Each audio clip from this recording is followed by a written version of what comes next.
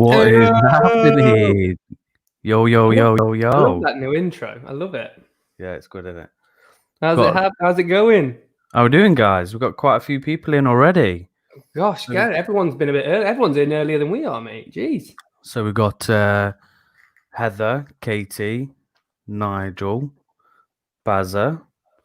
Who else we got? We got Brian, Rush. How's it going? How we doing, guys? So we've got 4 mystery guests that will be coming on. So these are not our normal guests, so they may pop in. But yeah, we have 4 guests. The first one's going to come in at 10 p.m. and we're going to be asking them some questions around movies. So just to get to know your fellow fragrance reviewers and what they're into, what they like, and stuff like that. We just So want to yeah, get should to be good. know you. We just want to Yeah. get to know you. That's all it is. We just want to feel closer. That's what we want. We want the closeness. Oh yes. Oh yes, we just want to Do- get to know you. Does Speaking of, everyone? oh, I was just You about to go say, on. speaking of getting to know you, how's everyone's weekend been? It's almost over. So I'm sorry to be the bearer of bad news so early. It's almost over, but how's everyone's weekend been? Does everyone like Anthony's moustache? Oh baby.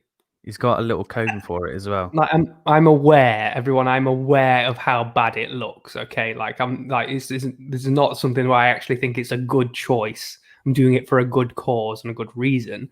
It's not a new look that I'm going for. It is definitely a new look. Show them what clothes you've been wearing. It's very YMCA themed. Oh yes. Cool. So, should we go on to some fragrances that we've been wearing this week? Absolutely. I have reached for something that I have not reached for since I bought it, actually, and I bought it on the back of a review that I watched Steve do from Frags to Riches. He did a bit of a Zara haul, and I was in the at the time I was kind of like, yeah, I want to get some more Zara fragrances, and it's one called Cardamom and Blood Orange. And it's not one that I bought it. Yeah. Colonel, that's right. I bought it and I've never worn it. Never worn it. And I think it cost me like £8 because it was in the sale at the time. And it smells like Lush, the shop. Oh yeah. It's really strange. Like I've never smelled. It's in that way it's quite feminine leaning. Like you could easily smell this on a female typically.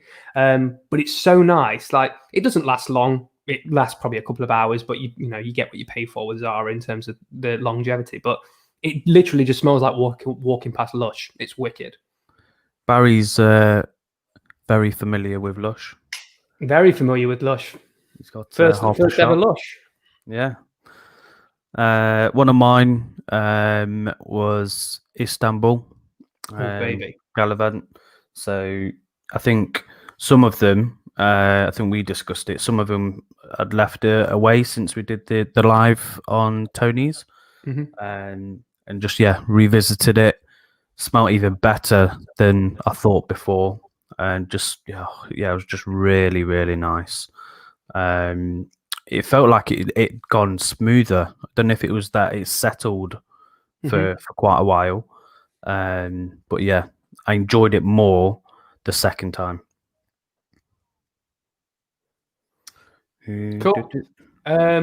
Frag on the Time, Jill. Jill. I hope What it's a okay if I join name. the chat. The more the merrier, Jill. The more the merrier. That's an awesome name. Frag on the Tyne. It's all mine, all mine. Frag on the Tyne is all mine. And then I've been wearing. To be fair, I've not been wearing much this week. Much different, should I say? I've been kind of reaching for the usual suspects. Like currently, right now, I'm wearing Rich Warm Addictive because like I just love it.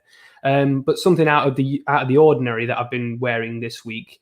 It's very out of the ordinary. Voyage. But it's just I keep on hearing more and more about it. Like it was even mentioned in very, very briefly in Nigel's live on Friday night. I think it was something about a cucumber note was brought up, and everyone immediately thinks of this bad boy. And it's really good. And one of the things that I was really surprised about when I wore it earlier on in the week is I sprayed a couple of sprays on a jumper that I was wearing, and it stuck to the jumper all day, like all day. So it works for, like I said, I think I said last week. Pittance, mate. It's pittance. Yeah, it's a cheapie, but a nicey. Yeah, it's really, really good. I mean, the cap is like plastic as all hell. Like I feel like I could break it if I pushed on it too much. But yeah, it's really, really nice. And I was really surprised at how much it stuck to my clothes. Yes, it is. I've got Nautica Blue as well, off of a recommendation, off of a review that I watched over there as well. So yes, I'm guessing he's a big fan, is he? Yeah. Like after the shower, he's always banging on about it. Oh, is it? One of mine. So this one, obviously, we're working at home at the minute, and my collection is right next to me, and I'd not smelt it in a while, and then I was like, oh yes. So bit of Bond Number 9 Bleecker Street. Yeah, I love this one. I know not a lot of people are keen on this, but for me, yeah. It looks better on the screen. The last time we saw it on the screen, it didn't look that green. It looks really green now. Yeah. Really nice. Yeah, I just love this one. Beautiful, beautiful, beautiful. Have you got another one? Just the usual, mate. Like I said, I'm wearing Rich Warm Addictive now. It's just like a cuddle. Like I love it. Like it's just the more and more I smell it, like the more and more chocolatey it gets. It's just wicked. It's just really good. Tell you what, actually, just now I think about it, I did try something a little bit stupid because I have got Molecule O2, which is just ambroxan. Yeah. It? And it smells nice by itself. I do smell it. It's just very subtle and it's just nice smelling. But you do go anosmic to it quite early and you can't smell it. So what I did stupidly is I thought, let's see if I can big up more ambroxan. And I put a couple of sprays of Office for Men on with it as well. Big up yourself. Mate, it was just too much. It was just far too much. I just wanted to see what it was like. And I banged it on my hand. Couple of sprays of Molecule O2, and then about 10 minutes later, a couple of sprays of Office for Men, and it was just like it was just a Ambrox overload, mate. It was not. I wouldn't suggest it to anyone doing that, by the way, because it's just too much. It's just too much. Ambroxan overload, mate. It is. Jim, I do, mate. So one of mine is actually one that Steve recommended from Frags to Riches. This was a long time ago, and it's Tom Ford's Noir Extreme or Extreme. Oh, Extreme, baby. Yeah, this one, I absolutely love this one. I think for me, I'd probably wear this more if I'm looking smart, dress for work and stuff like that. But yeah, I just fancied it this week. It was pouring it down with rain, and I thought, yeah, let's get a bit of intense black on. Why not? Yeah, so, it's a nice one, that one. Out of like, I know that Perfume Parlor do quite a lot of really good interpretations. Some of them can be really good. And that just happens to be one of the best that I've smelled. It's just so close. And Noir Extreme, I can remember the first time I smelt Noir Extreme, it took me a while to get used to it because it was just like nothing that I'd smelt before. And I was just like, Yeah, you wasn't too keen on it before, were you? No, I was like, the more and more that I went into John Lewis on lunch, back when we could go out and do things and we were allowed to venture out into the wild. I went and smelt it and I was like, no, I don't get what everyone's banging on about. And then I kept on smelling it more and more, and I was like, yeah, actually, this is growing on me really quite quickly, to the point now where I love it. You miss that regular sniffing session in I town? do, mate. You know, Go to every now and Boots again when it or was John like, Lewis or I've got a spare lunch and I've got nothing to do. I'm just gonna nip into John Lewis and see what's about and have a bit of a sniff, see what I get inspired by, and if I want to buy something, and I just miss it. You can't do that now, can you? You're no. buying online and stuff. It's just samples now, isn't I, it? I So think it's more as well for when you got the new yeah, fragrances that have come out and you don't want to obviously blind buy. Go and have a cheeky sniff. yeah, I miss it. Like, and even before we were in official lockdown, like you could go into places, but a lot of the stuff was taken away. Like you would have to go and then request someone to go and open the cabinet to have a spray because they didn't want so many people touching the bottles and stuff like that. And whilst it's fine, it's very time consuming, and you can't get an assistant to go, I want 8 of these fragrances because they're just gonna be like, I've got better things to do. Can you leave me Yeah. alone? So yeah, like I'm hoping that things change for the better. Heather, I'll pay you later. Don't worry. Oh baby, love them biceps. Nige, when I first entered Frag Combon, number 9 was everywhere, especially Bleecker. Yeah, I want to try a bit more of Bond number 9 because I think for me, the ones that I have tried, they've always been quality. The performance has been good. There's the Andy Warhol that I got a sample off from Fragrance Samples UK. So Greg's got that. I don't know if he's still got it in, but that was really nice. Very different. So yeah, I've always had a good experience with Bond number 9. So yeah, I'd like to test out more of their line. It's just quite expensive. They're they're Yeah, on they the are expensive. really expensive side, aren't they? I know you got Yeah. Bleecker Street for a bit of a steal because I remember when you Yeah. got it.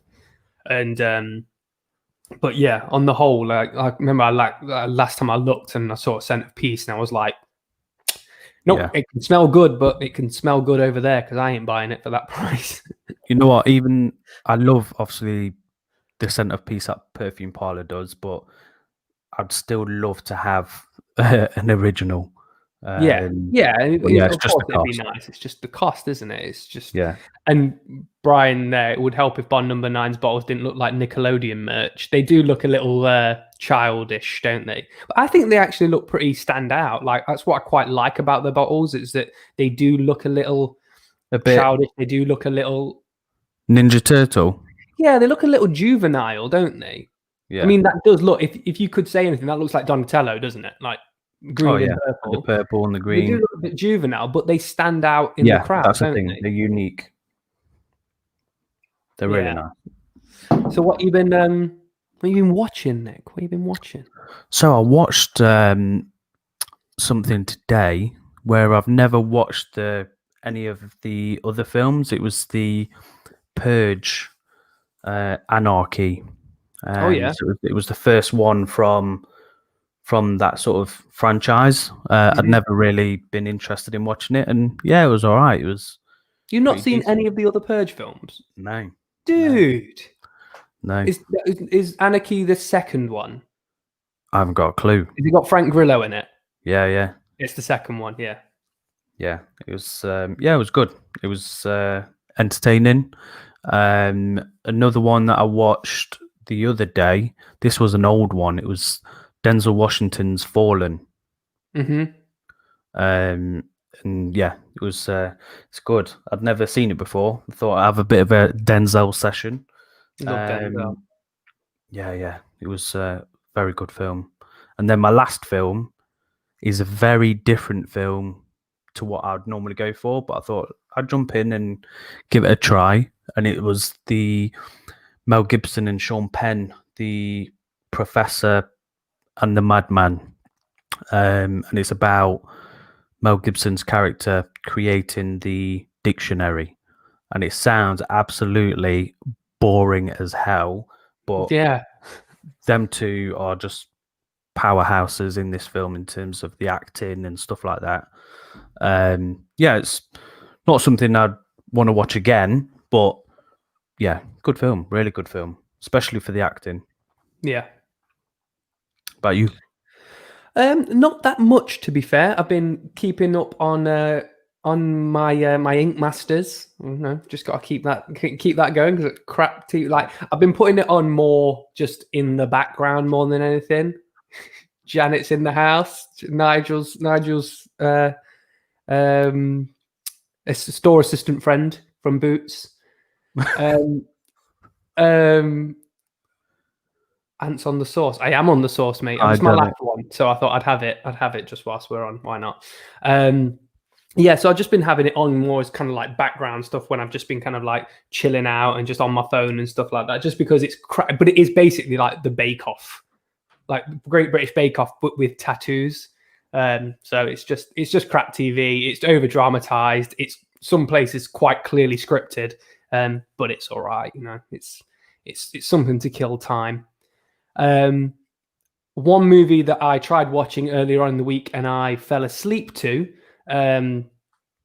was Christmas Chronicles. I thought I'm in a Christmas mood. And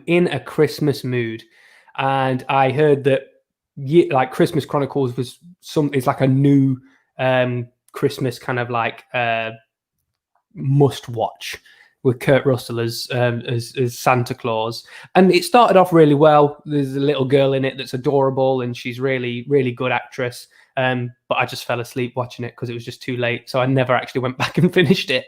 Was that after a roast dinner? No, it was midweek, mate. It was midweek. So I was just kind of like, I was just chilling, watching it, and just my eyes just went. And then I woke up and it was, yeah. So like, I probably won't go back and watch that until maybe December time. But I was in a Christmassy mood. What else? Yesterday, I watched The Invisible Man that came out earlier on in the came out earlier on in the year. Really, really, Solid really, film. really good, mate.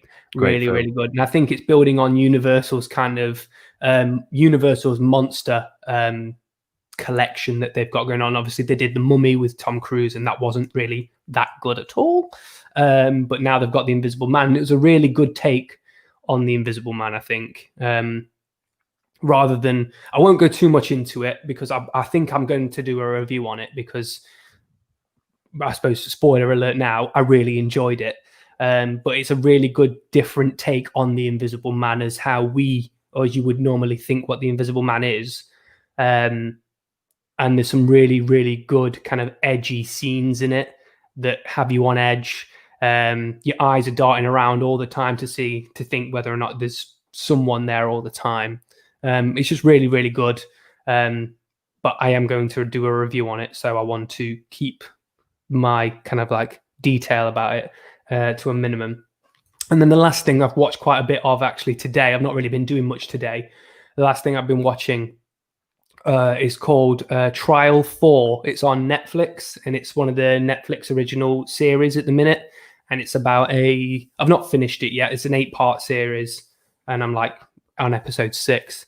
But it's about a man that was wrongfully imprisoned for 22 years for a crime that he didn't commit. And it basically, like Making a Murderer. It's pretty much the same kind of thing. But just different situations and stuff like that, which is really, really good. I'm really interested to see how it ends. But that's one is like when you start watching it, it's like the next episode starts and then that finishes, then you just don't realize that 4 hours have just gone. But yeah, that's really good. And I definitely recommend, based on what I've watched, I definitely recommend anyone to watch that really. If you like crime kind of documentaries, it's really, really good. Well, the chat is going off, by the way. Like I'm not even... How are we doing, Matt? Thanks for joining us.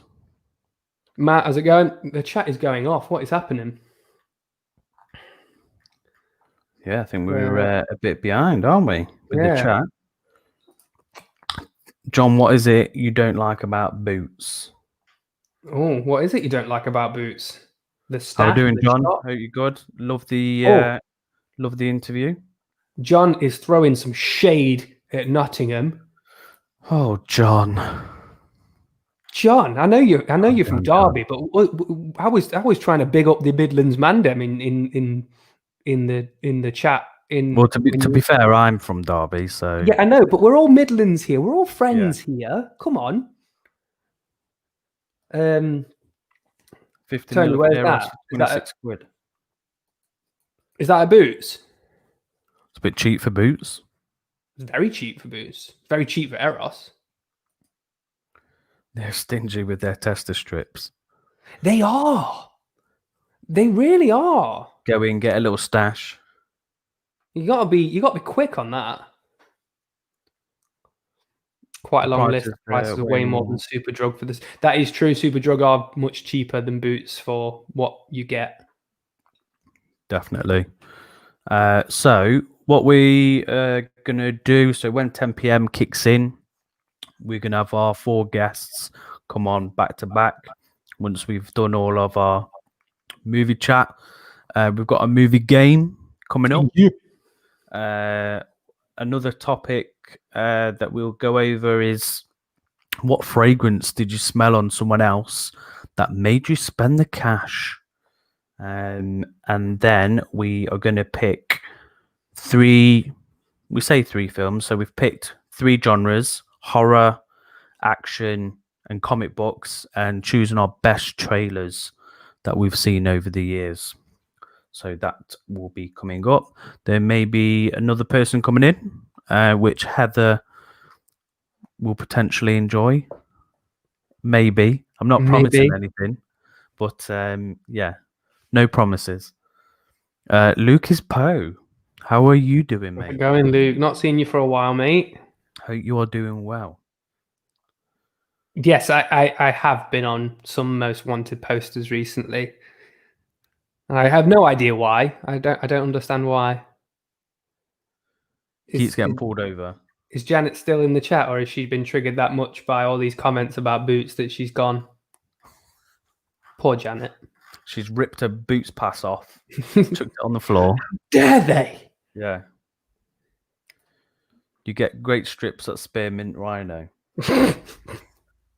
What have you guys been watching? Have you been watching anything worth mentioning? You guys in the chat that you want to say is worth watching, or you want to say is worth avoiding?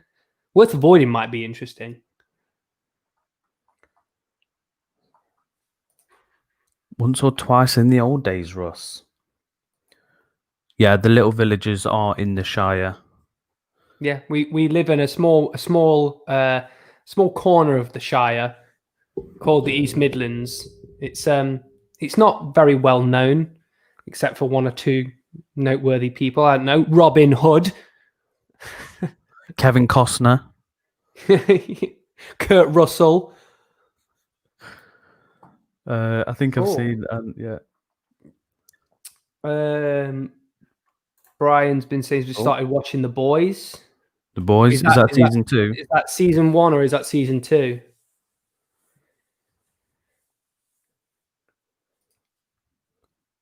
Is that a film, Luke? It's The Stash. One of them late night movies. Luke, I will absolutely agree with you on this one. It too, avoid at all costs, especially if you've seen it. The remake of number 1 was really, really good, and then number 2 was just so. I turned it off after 10 minutes. Dude, like even the start of it, with like the girl under the bleachers in the game, and there was just too much CG in it. Whereas the first one, it did have some CG in it, but it was really quite a scary movie. Like the horror elements really shone through, whereas the second one just relied so heavily on CG, and it was just shit. It was just really bad. And there was just some bits in it that just didn't need to be in there, considering it was almost a 3-hour-long movie as well. It's like 2 hours, 50 minutes or something like that. You could have cut out at least half hour out of it easily. Yeah, the restaurant scene, I was just like, no, turn it off. Yeah, it was boring, too heavy on CG, and a lot of it was just completely unnecessary. I think I sort of hold Pennywise up as one of the sort of horror legends. Yeah, man. So when you make him look a bit pants, then it needs to be turned off. Yeah, definitely. Like Skarsgård does a really good job at Pennywise. Like his portrayal of Pennywise is really, really good. But when they start throwing that CG in there for no reason at all, it's like, just stop it, because he's scary as it is. Like, he is a scary clown. Leave him as it is. Mandalorian and season 2 of Umbrella Academy. I've not watched any. Yeah. I started watching Mandalorian, but didn't get. Yeah, I've not started season 2 of Mandalorian. Umbrella Academy, I got midway, and then there was a few things that annoyed me in it, so probably need to go back to it. But I do like the Umbrella Academy. Loved the first season. James May in Japan. Not seen that. I don't really watch normal TV a lot, though, to be fair. So, Tony, have you finished Kingdom? Are you still watching it? My favorite show ever. Even better than Ray Donovan. Yeah. You love Ray Donovan, though. It took over Ray Donovan. I love Kingdom. Absolutely love it. Oh, bit of FIFA. You know what? I went on a mad YouTube session last night, and it was one of them ones where it's late and you just seeing them recommended videos. And I was like looking at bats that are the size of like potentially humans and all that type of shit. Yeah. And then there was like gorillas who can, I think it was one where Robin Williams is sat with a gorilla. I think it's the first gorilla that could do sign language and stuff like that. And then you're like, oh God, it's 1 o'clock. I better stop watching this crap. Mate, the amount of like rabbit holes I've fallen into when watching YouTube is just crazy. Like, especially when you've got autoplay on as well. Like, and like the amount that I've watched, I've fallen asleep, and then I woke up like maybe like an hour or two later, and there's just something on that's just like, what on earth is this? Like, how on earth did I go from watching what I was watching to this? It's just, I don't know the way the algorithms work. I don't dare comment on it, but crazy, I think, is the word.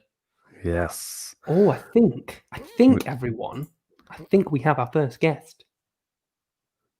Are we ready? Backstage. Nick, look, you look so excited, mate. You look so excited. Should we get him on? Or get her? Him on. Or her? Or her? Who knows? Should we get him on? Let's get him on. Let's go. Hey. Hello. Yeah, hello. How are we doing? Thanks for How you coming doing, on, mate? Yeah, it's good to see you boys. I was just listening beforehand, so good weekend. Yeah, weekend's been all right, mate. It's been all right. Fairly chill. Just finished recording the St. Geeks podcast. Just started editing it, but yeah, got a bit of work to do on it yet. But other than that, not too bad. What about you two? Just chilling, mate. Like today, I've literally done nothing but watch track. Yeah, it's been great. The best weekends. The trouble is that at the minute I'm feeling like the working week is quite hard, and then now because I've obviously got the newborn. Well, she's like nearly 3 months old now. Like the weekends are almost harder work than the weekdays. Yeah. Like, I look forward to like Monday. It's almost like I could just chill out in front of the laptop and like shut the door and just chill out a bit, you know. So yeah. Yeah, I think mine's just taking the girls to casual walks to a park that we've been a million times and trying to entertain them, take them outside, because I think just keeping them inside, they'll just batter each other. They're crazy, mate. Yeah. So crazy. We were indoors all day Saturday, and the wife's like, tomorrow we are going out. So I don't care where, but we're going out. So we went for a walk by the river. We killed quite a bit of time, actually. So it wasn't too bad. Nice. Cool. So we've got you on. We want to ask you some movie questions and get to know you a bit more. Sounds good. So, Anthony, do you want to start us off? Yeah. So we're gonna ask maybe 1, 2, 3, 4, 5, maybe 6 or 7 questions. Okay. We won't go into too much detail unless obviously you want to go into detail. It's completely up to you. But we'll fire off with the first one. Just get a kind of feel for what you like in general. What is your favorite genre of movie? I probably it's a bit cliche, but you know what, depends what mood you're in. Like sometimes I love a mindless action when I just want to zonk out. Where the sort of film where this is not a good film, this is not a good film, but you enjoy it. Do you know what I mean? Like this is exactly what I'm looking for. Like the other night, I watched. I'd seen it before, but I watched London Has Fallen. Oh yeah, I'd recorded it when it was on TV, and then the other night I just started watching it, and it's not a good film, but sometimes that's exactly what you want. You just want to zone out. It was like Friday night, Saturday night, I can't remember. So I do like action films, but then I do quite like a sort of drama thriller type thing. Yeah, so there's a bit of drama, but there's a bit of suspense to it as well. So that sort of thing, probably. You like something that makes you have to think a little bit with a bit of a thriller. Yeah, I watched recently. Was it called Daggers? Daggers Out or something? The one that's on Amazon. Knives Out. Knives Out. Oh yeah, really enjoyed that. Yeah, really enjoyed that. That was really clever. I really like that murder mystery feel about it. Yeah, obviously that was a bit sort of that bit was serious, but they're kind of quite fun. They made it a bit playful, and they sort of worked with it, and that worked really well. But yeah, I quite like if it's. I'm not into kind of period dramas, but I don't mind like a drama if there's something to it, either a bit of action or a bit of suspense, a bit of thriller. So yeah, that's kind of probably what I'm at, really. Awesome, cool. Nick, I'll leave it to you now, mate. Right, okay, so next one. Get my things. Okay, so you boys have got the little pop-up on the screen. Yeah. Get prepared. Okay, so who is your favorite actor or actress? This is an easy one for me. I love Denzel Washington. Oh, Denzel. I just think he's just an absolute fucking legend. Like, what's your favorite film of Denzel's? My favorite film of Denzel's is not a critically acclaimed film, but it's probably one of my favorite films of all time, and it is Man on Fire. Oh, mate, so good. It's so good, but it did not get the response it should have. I think for me, it's brilliant. Like, he's really good. Like, I've seen that film. It's great as well. Yeah, I've literally seen that film probably more than 10 times, I reckon. And the first 4 or 5 times I watched it, I cried at the end. Like, still, even though it's just so gets me. It's like, oh my god, I can't. And I know it's coming. I'm like choking. I'm like, oh god. It's so yeah, probably that Man on Fire I think is just brilliant. I did make a pledge once to try and watch every one of his films, but I've never done it. I've watched a lot. Any new ones come out, I'd normally watch them. I just think he's an absolute fucking legend. Yeah, he's unrelentlessly brutal in that movie as well. Like, he's just balls to the wall crazy. He's for me, brilliant. That film is, again, it's kind of got everything, because it's got it's quite a good story plot. It's got some sort of full on action, like you say, but it's quite the drama and we have he's frozen. He is frozen. Oh, there we go. My internet I can hear you. I'm here. We can hear you. We'll refresh the screen. Hello. Oh, there we go. We're having some slight technical. There we go. There we go. There we go. He's back. We're back. He's back. It might be me. This is the second live I've ever done, and the one with Tony and today is the 2 days I seem to be having internet. But I think it's because there's a storm or something. Yeah. It is raining.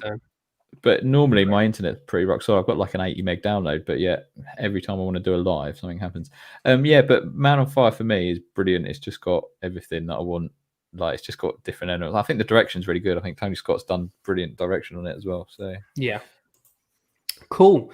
So, what is your favorite childhood movie? Oh shit, that's a good question. You know what I might have to go with on this? The Goonies. Oh yes, yeah, gotta be. The Goonies. It was just, it gave you that, like, you just thought, yes, I want to have an adventure. I want to be a Goonie. Do you know what I mean? I want to do that. I remember trying to set up like a booby trap, like Data and stuff. It was so cool. And obviously they were sort of young kids, so it made you think, oh, I could do that. Obviously I didn't leave my fucking hometown, but you know, like, yeah, I think the Goonies. And funny enough, my wife's 6 years younger than me, and she'd never seen the Goonies when we got together, so I made her watch it. She I don't think she really appreciated it. But I was like, you've No. got to like. There's certain films you just have to see. Like, Yeah. and The Goonies is kind of one of them, I think. Yeah, the sense of adventure and mystery in the Goonies is just great, Yeah. and the comedy in it is actually even rewatching it after watching it. Like, it was one of my favorite childhood movies as well. But rewatching it as an adult, I feel like you appreciate it in a much different way. But it's just as good, like just as good, if not better, watching it with a different set of views and opinions on the world and things like that. It's just really, really good. Yeah, I just love the Goonies. Just that whole adventure.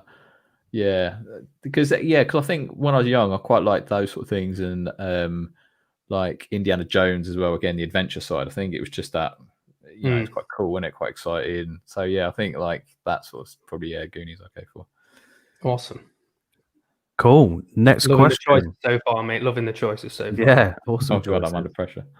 Right. Okay. So, if you had a chance to have a dinner date with an actor or actress, who would it be, dead or alive? Oh, I mean, I'd like to think I'd go respectful and go some sort of acting hero like Denzel or something, but I'd probably go for a hot woman. But if I'm honest, probably. God, who would I go for? Oh shit, who played? Oh, I've got her name now. Who's the Aussie actress? Who played Kylie Minogue in Street Fighter. Yes. Street Fighter was such a dog shit film. That's a perfect example of one of those bad films that you can't not watch. I think the story of Chun-Li is Eve. Have you ever watched that? It was averaging, Oh my God, like 3 or 4% on Rotten Tomatoes. It is so bad, it's laughable. It's got the guy from American Pie in it. He's in it, and he plays this really cheesy like cop, and it's almost spoof. It's horrendous. No, the Aussie actress I was thinking of was in God, I'm just not thinking of any names or movies or anything now. She was in fucking hell. John says Barbara Windsor. No. Are you talking about Nicole Kidman? No, I'm gonna Google it now. This is fucking Margot Robbie. Margot Robbie, yes. Margot Robbie. Yeah. Margot Robbie. Yeah, I think she's a babe, but she actually seems really sound as well. I think you could probably have a good chat with her and stuff. So I think she'd be a good laugh as well. Yeah, but I like she was in. She had a little short in The Big Short, the movie The Big Short. Not seen that. Have you not? It's great. It's a true story. But it's really good, and they have there's segments where they explain kind of legal procedures, but in a really kind of dumbed down way, and they get celebrities or they get actresses and actors to do it, and she does it. And her comedy in it is her comedic value in it is really, really good as well. So I think that she'd be a good person to just have a chat with. What did you guys think to the film she did with God, I can't think of any films names or anything at the minute, but the one with the Joker, etc. Suicide Squad. What did you think to that? The film or her? Both. Okay, so the film, it wasn't good. It wasn't, but that's a very complex question there, Steve. But the film wasn't good because of the way that it was edited and the way that it all came out and the problems with the studio. But one of the best things about the movie for me was her portrayal of Harley Quinn. I think she was great at it. So much so that obviously they took her on for Birds of Prey, even though that was a terrible, terrible, awful film. And she's going to be in the new Suicide Squad movie as Harley Quinn as well. So the studio have got enough faith in her that she did a good enough job, and I think that she portrayed Harley Quinn really, really well as well. It's very believable that is Harley Quinn rather than just Margot Robbie as Harley Quinn. Yeah. The thing is, I wouldn't say that was a great film, but I think sometimes when you go into a film, it's your level of expectation. So my expectations were really low because I saw it sort of late. I wasn't one of the early sort of adopters. So my expectations were so low. I went in thinking this is going to be dog shit. And I was pleasantly surprised. Like I said, I wouldn't say it was a great film, but again, a bit of mindless action. I kind of enjoyed it for that. I like it. I wouldn't say, oh, it's a great film and give it a great score per se, but I quite enjoyed it. But yeah, it's very much a take your brain out kind of film. Yeah, and yeah, if that's what you're looking for, then yeah, great, absolutely. But she is so hot in that film as well. But I digress. She is. It's amazing. Cool. So the next question is, when was the last time you went to the cinema, and what was it that you went to see?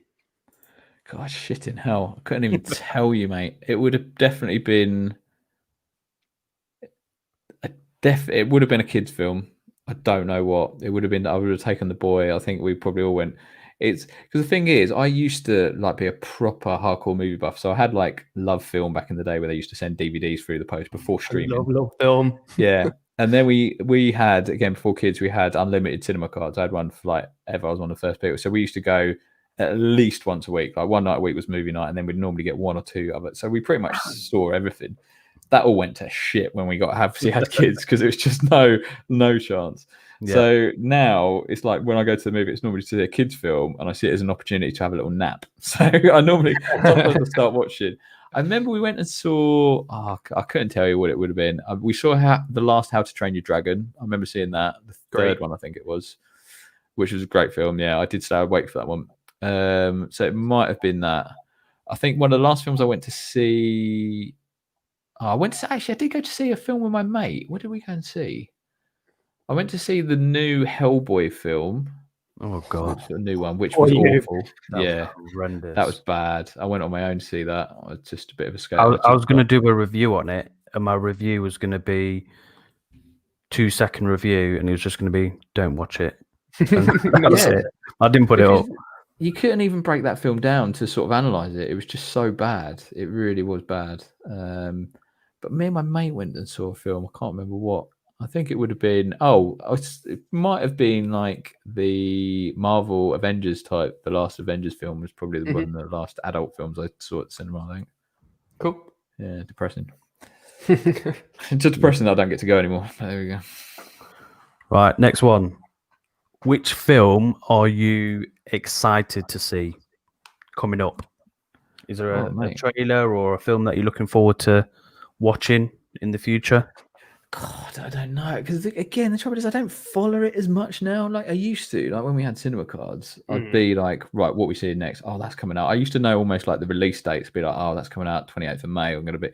But now I almost consciously don't because it sort of depresses me. Because if I follow it, I'm like, oh, I'm not going to get to see that. I'm not going to get to do that. Like, it's probably the same reason I shouldn't watch porn really because I don't get to do any of that anymore. So, what do you think the new Bond then is that something that would excite you? Defo. I tell you what, I've got a semi for actually is the new Top Gun movie. Oh I'm yes, so excited for that, and they keep stalling that. I'm gutted. I'm just proper excited for it. Again, I don't know if it's like kind of like the question you asked earlier about like the childhood movies. Like Top Gun was just such a cool film. Like I loved it. So yeah, I'm really excited for that. And Tom Cruise just doesn't age. Like in the trailer, you're like, what the fuck? You look like 5 years older than the last film. Like what the fuck? And he'd be flying the planes as well. Yeah, it's mental. Yeah, crazy stuff. So yeah, new Top Gun film, defo is something I'm excited for. Cool. And then our last and final question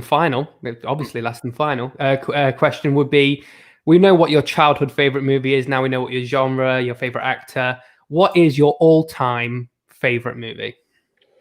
Well, I sort of leaked this. I gave it away earlier. I probably would say Man on Fire, to be honest. Like, it's just.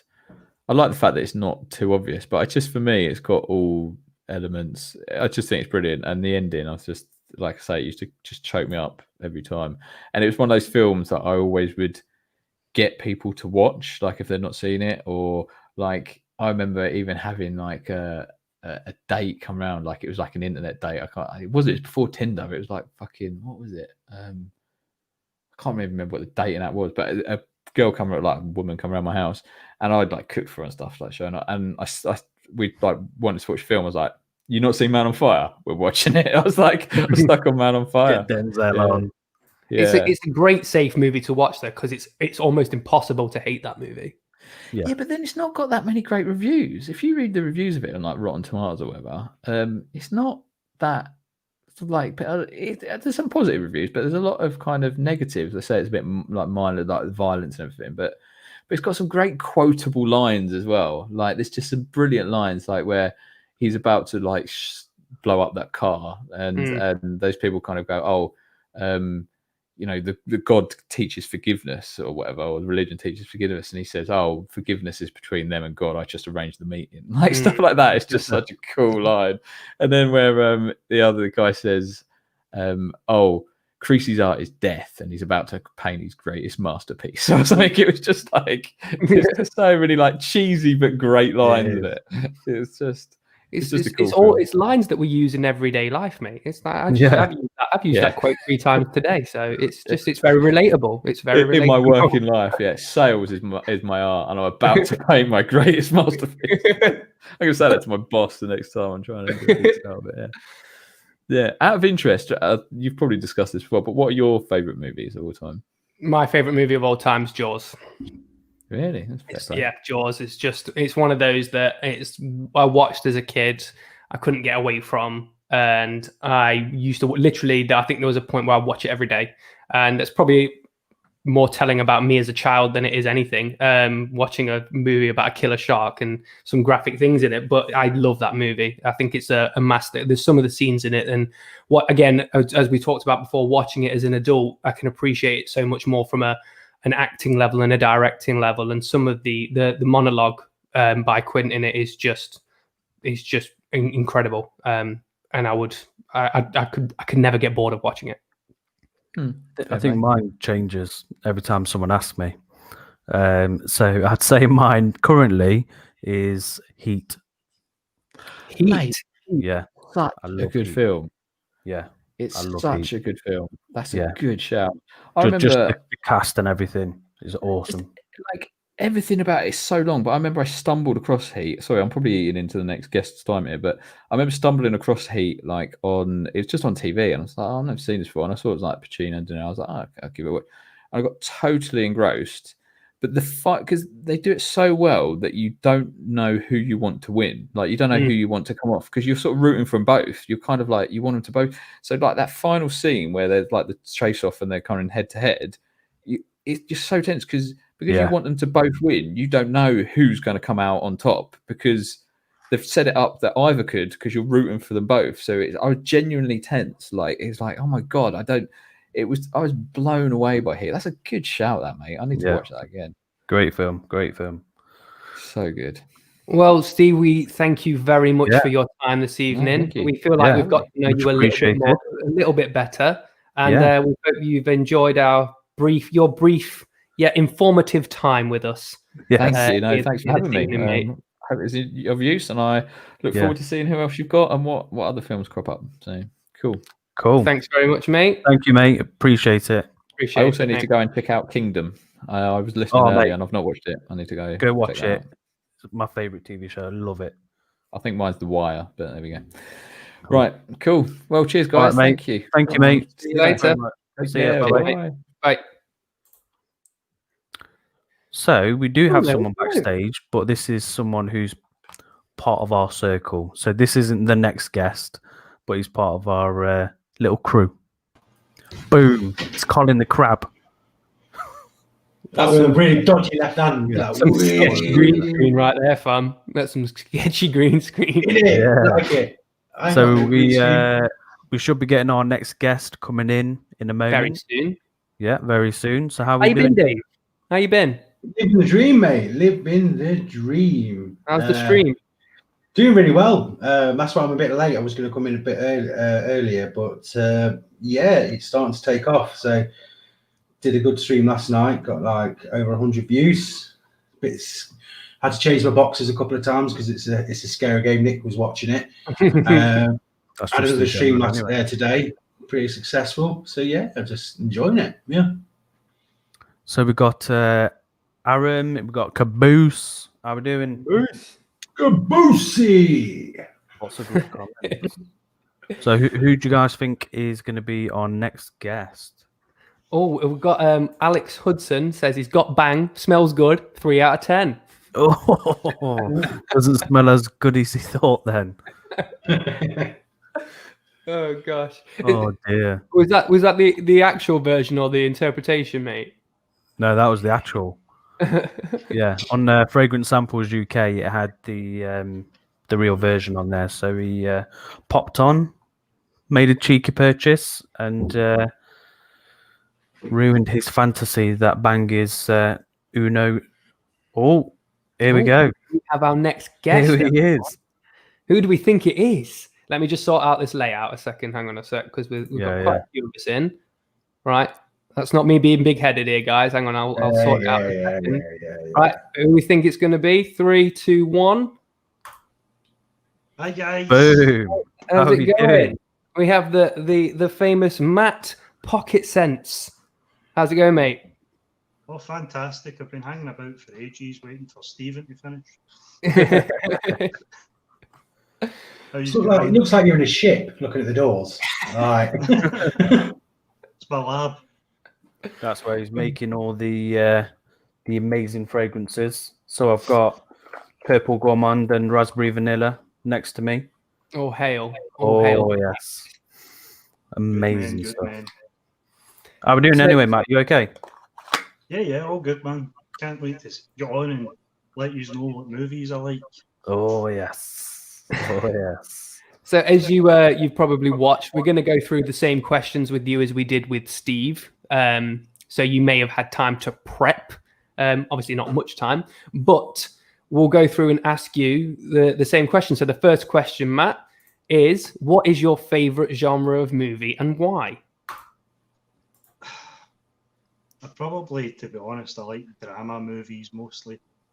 I just find things that take a turn and a twist quite interesting. So thrillers, dramas, those types of movies. Nice. Do you have like a particular film in that genre that you like? I don't really know. I can't think, to be honest. I've noted down my questions from Steve, and you're changing it.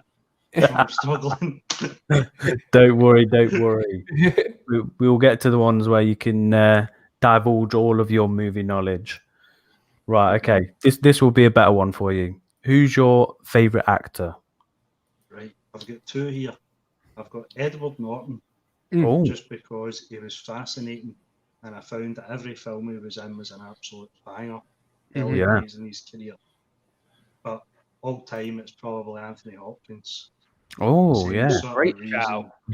Same sort of reasons. Really good films that he's in, and he plays his parts really, really well. Awesome shout. I'm surprised he doesn't come up more often for people's choices of like top actors. Yeah, I really like. Everybody kind of thought, oh, Anthony Hopkins, you know, he was just too common. And people kind of always try and think of something a bit different, don't they? Yeah. Really Going like. back to Edward Norton, though, mate, I think one of my I only watched this earlier on this year, and I'm surprised it's taken me this long to watch it. But I watched a movie called Primal Fear with Edward Norton and Richard Gere. My God, that movie is incredible, and I can't believe that it's taken me 30 years of my life to watch that movie. It's incredible. I really enjoyed it. And Edward Norton is a beast in that movie. Yeah, I can totally understand why he's one of your faves, mate, because he's been in some absolute bangers. It's a shame he didn't stay as Hulk. I thought he portrayed a brilliant Hulk as well, Edward Norton. Yeah, I thought that. Yeah, I think he brought like a different style, like a bit of class to it. So yeah. You know, it's a good movie, like American History X as well. Like, love American. Amazing. Yeah. Fight Club. Fight Club, yeah. mate. Fight Club is a banger. Cool. Cool. Matt, we'll go on to the next one. So, your favorite childhood movie? There's so many, but I think Stand By Me. Stand By Me Oh. sticks out. What a great movie. I was just at that age where everything that they were doing seemed to be something that I would do. Obviously, not find a dead body, but you know what I mean? Just go cutting about with your mates, some weird random places, camping out, telling stories. It was just a total coming of age, good film.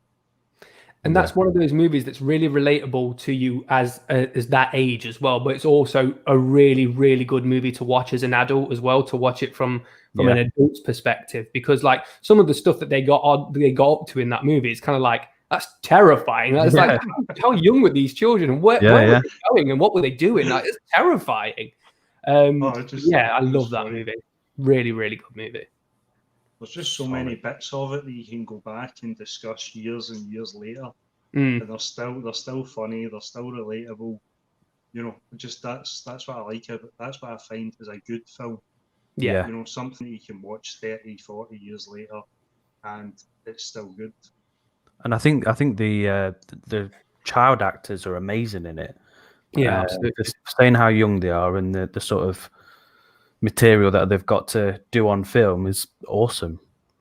Well, Will Wheaton's career just went crazy after that, didn't he? I mean, he was in Stand By Me, and then he goes on to The Big Bang Theory. I mean, how big do you get? You can't get much bigger than that, right? Well, Vern right. collapsed. Right. Next question. Dinner date. Who would you have a dinner date with, dead or alive? Actor or actress? Got to be Marilyn Monroe. Oh, She's got a few stories to tell. Oh, I bet she has, mate. I bet she has. Absolute. That's all dealings with the mafia and all the rest. Yeah. Presidents and all that malarkey. Oh yeah, great. She did a lot of time with the Frank Sinatra and the Rat Pack and all that kind of the mobster type celebrities as well, didn't she? So that would, like I said, I bet she does have a story or two to tell. I'm surprised they haven't done a film on her life. Yeah, think about it. There's probably a lot of documentaries. There's probably a lot of adaptations of the life of Marilyn Monroe, mate. I bet there are a dime a dozen if you look for them. Probably still a few people cutting about that are quite dangerous that don't want their names mentioned. Probably. Yeah, I'm surprised me at all. Okay, next question then. So, when was the last time you went to the cinema, and what did you watch? Last time I went to the cinema was about 10, 15 years ago. Wow, okay. I think it was to see Hard Candy. The worst part about it was I was on a date, so it was a bit awkward. There you go, a little treat. That's so have you seen that film? Have you seen Hard Candy? No, I've not watched it. Don't. Not watched it. It's the paedophile one, isn't it? Yeah. It's such a bad movie to watch as a date film. It was one of those ones we turned up, we were going to go and see something else. That was full. And they said, oh, there's this new one out called Hard Candy. I was like, right, fine, let's just go with that. Then about 10 minutes into the film, I'm going, oh my God, get out of here. Where's my date gone? It's just gone to the toilet. Right. Beam me up. Next one. What film are you excited for? Any future film? Probably the new Godfather one. Oh yeah. I know it's going to be bad. Yeah. I'm undecided about it. Like I can understand the appeal for it, but I've got reservations about its existence. Just because of what it is. Like you just don't really want. Like I get that it's diving into a different element of that movie, of the movie making process and stuff like that. But some things you just want to be left unsaid, and I feel like it might spoil the experience of the movies for a couple of people. But yeah, I suppose that's just my opinion. Is that the King Kong one? The next one? The Godfather. What you want? King Kong. King Kong. No, didn't you say Godzilla? Godfather. No, Godfather. I was about to say that's a weird twist for the Godfather trilogy. Yeah, Godfather. The King Kong one. We're talking about making the Godfather, and King Kong rocks up. I thought we should have done the third one. I thought that it was too far with the third one, so I didn't even know there was another one coming out. No, it's not. It's not a Godfather movie. It's a movie about the making of the Godfather. Jake Gyllenhaal. And Yeah, so you got it's people playing like Francis Ford Coppola and people like that, just like about how it all came about and stuff like that. So it'll be really interesting. But I think that with a movie and a movie series as prolific as The Godfather, a lot of the stuff that you see, you just see. You don't really necessarily want to know how it all came about and the hardships about how the movie came to pass. It's just, I don't know. I think a lot of people do want to see it, obviously. That's pretty much why I've stopped watching a lot of films. Yeah. Because they're just remaking everything. And I just want to I don't want to watch remakes of things that I really enjoyed previously because it just ruins it. Yeah. It's like reading a good book and then watching a film. Yeah, absolutely. Yeah. And then our final question for you, mate. We obviously know what your childhood movie is, but what is your favorite movie of all time? I've got two. I've got cool. Pulp Fiction, Banger. darker kind of side, and then Big Lebowski. Oh, just because I love the guy's attitude. I love his attitude. That's a great way of saying why I like this movie, because I love his attitude. His attitude is fantastic. It's just totally chilled, isn't it? Yeah. Cutting about, going into the supermarket, paying for a pint of milk with your card, with your dressing gown on. That's how everybody should just be. It's how we should all aspire to be, mate. It's how we all should aspire to be. Definitely. Well, Matt, thank you very much, mate. That's we threw out some great choices there, mate. So thanks very much for joining us. We appreciate you coming on, and we enjoyed having you on. Head over to Pocket Sense. Later, guys. See you later, mate. See ya. Bye bye. Well, we will catch up with some of the comments in the chat. Obviously, we want to make sure that we're focusing on the questions for the guests, but we will catch up after the interviews are done. So we're halfway through. We're halfway through the interview sesh, and we do have the next guest already waiting, like an eager beaver. So let's get them in. So, there he is. Oh, he's got his cake. He's got his cake. That's a late night donut. Look at that. Freedom allowed him to do this. Do what I want on your one, can't I? He's going to be making a right mess. Walking merch, Tony from Fragdicted. Oh, yes. Hello, gentlemen. Thanks for having me. Thanks for being here, mate. It's always a pleasure to have you on. So I'll stop eating my donut now. I'll finish that afterwards. Give you my full attention. How's your weekend been, mate? How you feeling? Yeah, feeling much better. I'm feeling a little bit more back to myself. I'm getting out of breath a little bit. That's the only thing that's sort of sticking a little bit as I move around a lot. That's my excuse anyway. I took a walk to the shop and back, and I felt I was going to die. I got back and I'm like wheezing a little bit. But apart from that, I'm doing all right, thank you. Good. Great to hear. This is like the third live stream of the day. Yeah, I feel a bit tired now, to be honest. What am I doing in my life? If you said to me 5 years ago, or even a year ago, that I'm going to be doing live streams on YouTube, I'm going to do 3 in one day, I'd think you're a nutter. Right, we'll kick-start it then. So all the questions are going to be the same, mate. So if you've had time to prep, good on you. So the first question, as it has been, what is your favourite genre of movie? I would say British gangster films. I just love Snatch, Lock, Stock, Football Factory. Yes. What was the recent one that's been on Prime as well? The Gentleman. Fantastic film. Great How film. Good was Hugh Grant in that? Amazing. It's really, really good in that. So it's fair to say you like a bit of Guy Ritchie then? Definitely. Even things like Legends, though, with Tom Hardy. Love that. So anything bit of gangster related. But I Rise of also the like a Soldier. good laugh. I would say comedy would be a close second. So things like, but I like sort of very slapstick comedy. So I like things like In Betweeners, the movie, and things like Hangover and stuff like that. Yeah. That's the sort of thing I love. So if I want a good laugh, then I'll put something like that on.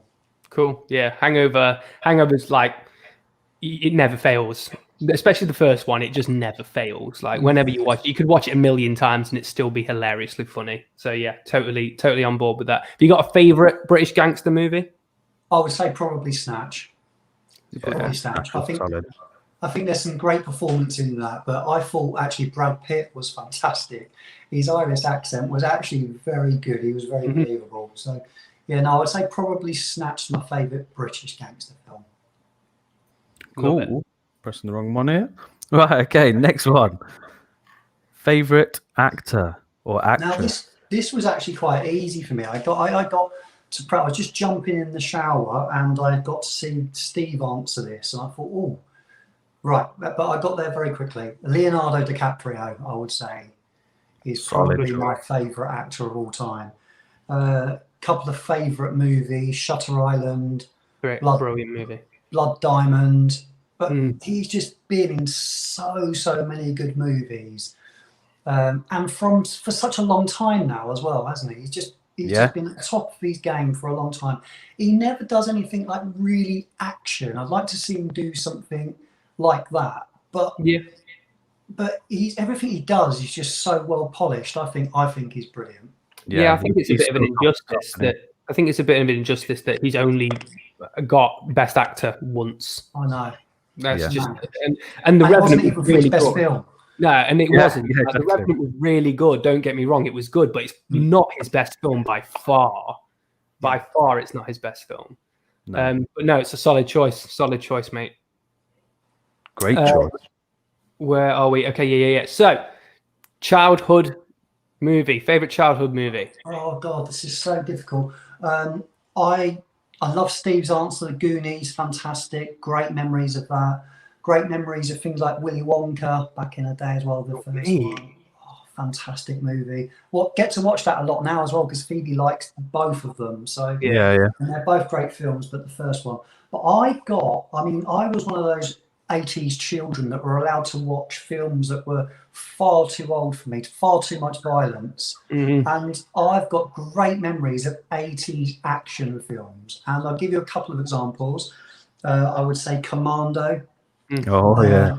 I lied. Predator. Yeah. Running Man. Just Arnie. Anything Arnie, mate. Anything Arnie. They don't make them anymore, do they? They just don't make it like that, you know. No, they just don't. And what 8-year-old would be allowed to watch those now? It's just like. I'll tell you what, Dave, who's in the chat, we was when we was in, I think we were in primary school. Oh yeah, I remember I'd lent him Universal Soldier, and he'd got it out of his bag, and the teachers swooped him and surrounded him like, why are you watching these 18 films? Yeah, like RoboCop. Can you imagine watching that as a 9-year-old? RoboCop, the scene where they shoot him all in RoboCop, watching that as a child is traumatizing, but amazing at the same time. That's what we did. Explains why I'm a weird character now. Films, to be honest. Oh, another film, just one more. Labyrinth. Oh, Weird film. Very weird, but still it sticks out for some reason. Bowie's bulge.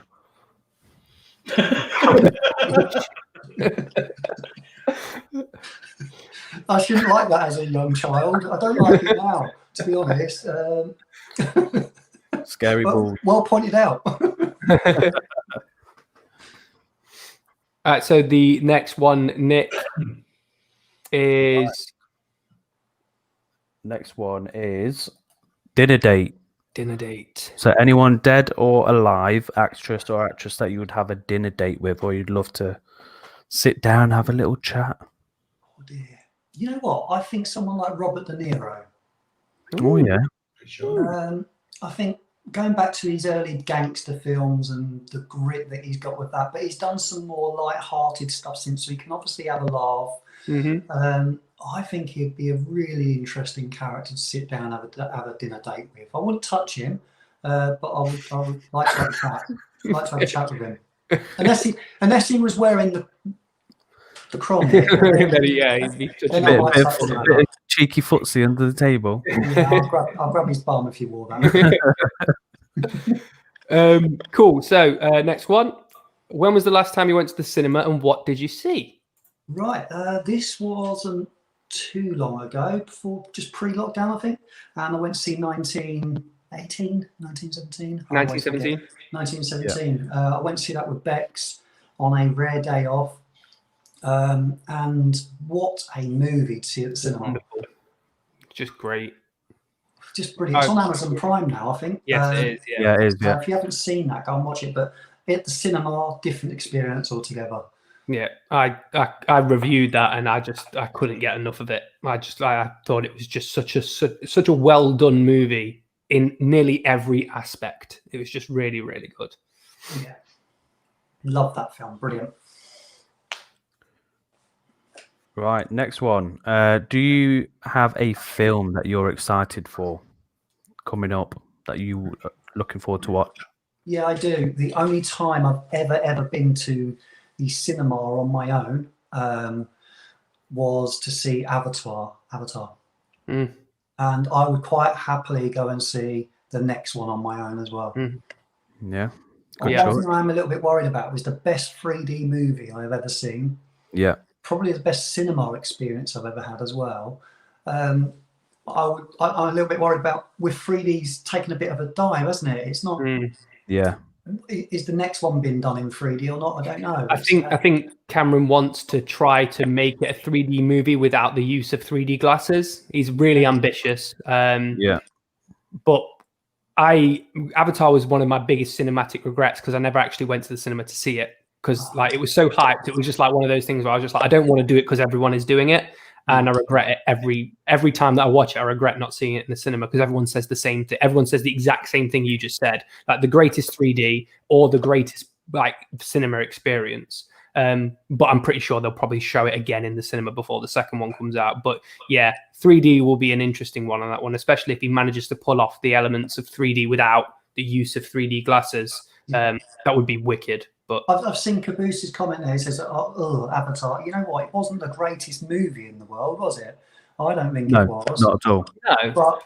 But in terms of a cinema experience, that would probably be my best. Technically, it looked amazing. It was something new, wasn't it? You went in there, it was like an event to watch. I Yeah. watched it with you, Nick, didn't I? And it was just seeing them little things flying about, and just I think there was like a thing with a screen at the bottom, and it popped out, and I was like, wow. It was just I think the fact that he's been working on it for so long as well.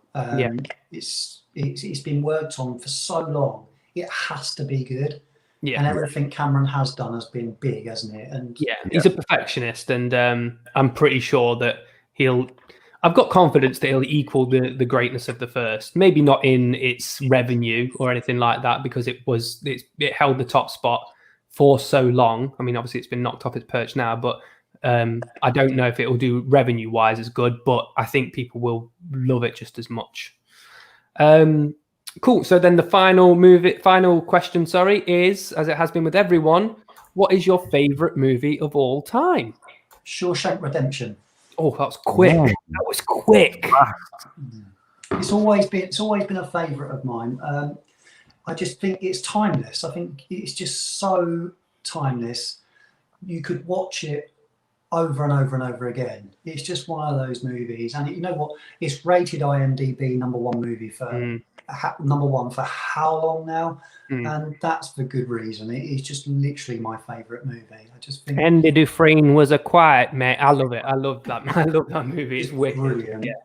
But there's been some good ones, hasn't it? I mean, I like a movie that sticks out as well. We've discussed this a couple of times in the chat, but a couple of movies that really grab out, they disturb me a bit was, and I mentioned this to you guys, Eden Lake. Not my favourite movie of all time, but it was just disturbing. And my memory isn't very good. I don't remember a lot of what goes on in a lot of movies, but for whatever reason, I can remember every bit of it very vividly. And it's very disturbing, mate, that movie. Another movie that done that for me was Harry Brown as well. That's a good one. That Michael Caine. Plan B's performance in that was just... Yeah. You know what? I watched that with my cousin who's a police officer, and for a living he was interviewing people, and he said that watching this is exactly what it's like interviewing someone. They try and get under you, they try and rewind you up. They just say whatever they want to say.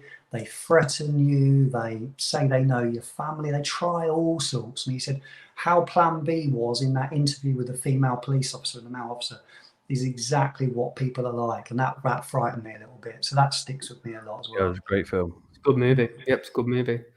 Well, we thank you for joining us tonight, mate. I know that obviously it's been a busy day for you, and we appreciate it very much.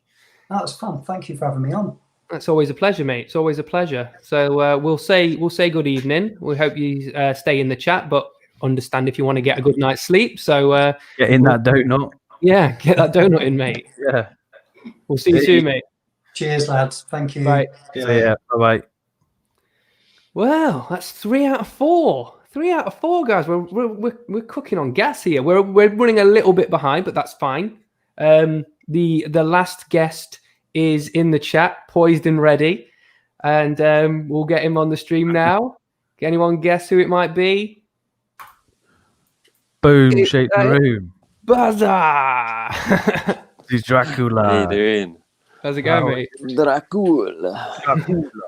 Oh, Nick, you should have put the fire on your TV as well. You Yeah, I was about to say, yeah. Could have been like, oh, my Barry's out. in. How's it going, mate? You all right? Yeah, good. Thanks. How are you guys? Yeah, not too bad, mate. Good weekend?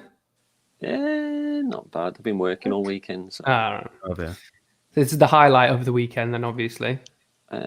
Well. Sure. Why not? Do I need to answer that one?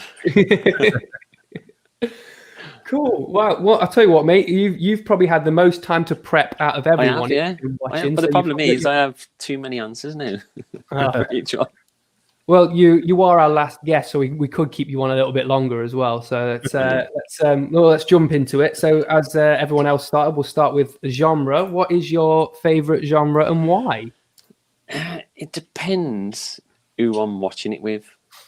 I love to watch an edge of the seat thriller with the missus, but probably my favourite genre would be gangster films. Not so much the British gangster, but the American gangster. All right. And more the old school rather than the modern gangster. Like the mobster kind of movies. Yeah. But I also love to watch a war film, especially like World War II. Yeah. Any World War II war films come on, and I'm just totally interested in it. Have you got a favourite World War? Have you got a favourite World War? Have you got a favourite World War? Yeah, the first one. There's quite a few died in that one. Yeah, there's probably more died in that one. Yeah. My favourite bloody war. Yeah, Saving Private Ryan obviously stands out, doesn't he? But I also love things like Band of Brothers, which I thought was amazing. Yeah, Band of Brothers is good. Yeah, but obviously that's not a film. No. But I also like the epics as well. Whenever there's big epics, when I was talking about Avatar earlier, things like Dances with Wolves when that come out, stuff like that. All the big epics, I love them. Titanic even, I love that. Oh, you softy, you. Mate, it's Leonardo DiCaprio again, isn't it?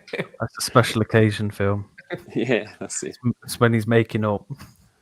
I was only interested in that bit when she was being painted. You like move down a little bit. That's it. Right, okay. Next one. Favorite actor or actress? Can only be one, really. Al Pacino. Yeah. I like how we've had different people from every single person here. Like no one's the same person. Yeah. I mean, you look at his beginnings, like the likes of Serpico and Scarface was amazing, as everybody knows. I mean, I've got a big canvas on the wall of Scarface. Then you got like things like Carlito's Way. I loved Carlito's Way, and he got a completely different look about him as well in Carlito's Way. Scent of the Woman, absolutely amazing standout performance.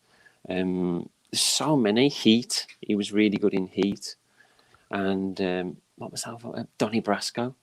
Oh, I thought it was brilliant. Forget about it. Yeah.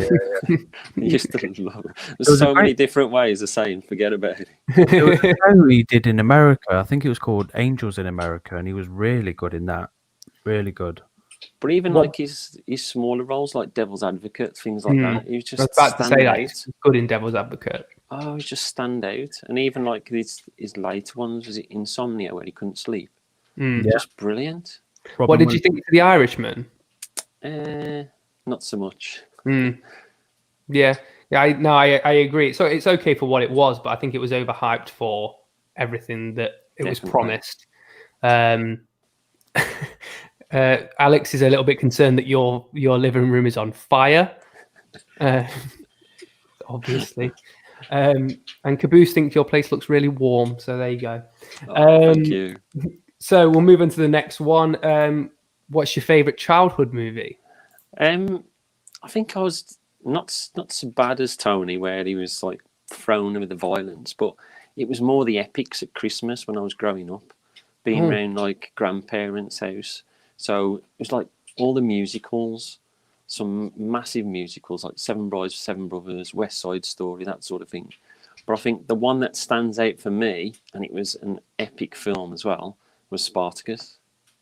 Spartacus was amazing. It was like the rebels uprising. It was just brilliant, and it's just the way it gathered pace and more got together.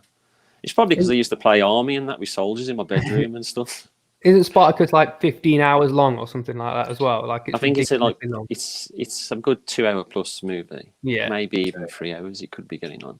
But even like things like Ben-Hur, that's the same sort of thing. Just what about like your Clash of the Titans stuff? What? Sorry, Clash of the Titans. Did you like all that? Not really. No. No, I didn't. No.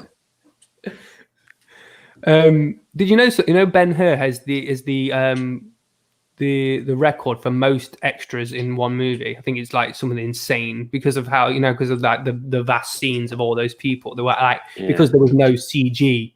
Like I reckon there was a lot of animals killed as well in that, wasn't there? Yeah, but they it was the most extras ever used in a movie because they had just loads of people. The watch as well on this chariot. yeah. Like he's got his watch on. That's not quite of the time period that we're looking for, but stylized choice. Yeah. Right, next question. Dinner date. Someone's already pinched it. For a woman, it would definitely be Marilyn Monroe. She was just amazing. But I think for a guy, I'd probably pick Richard Pryor. Oh, that's a good choice. Richard Pryor, absolutely hilarious. And one of my favourite films is See No Evil, Hear No Evil. Oh, love it. Love that film. Stir Crazy as well. And Brewster's Millions, I love that. Where he got to get rid of all the money, and whatever he did, he just got more and more money. It's just amazing. But See No Evil, Hear No Evil, I think it was the first film that I just laughed so much. Great film. Great film. Fuzzy Wuzzy was a woman.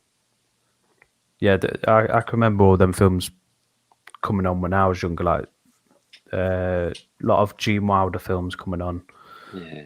But yeah, that one, even today I still like that one, even though it's a bit dated.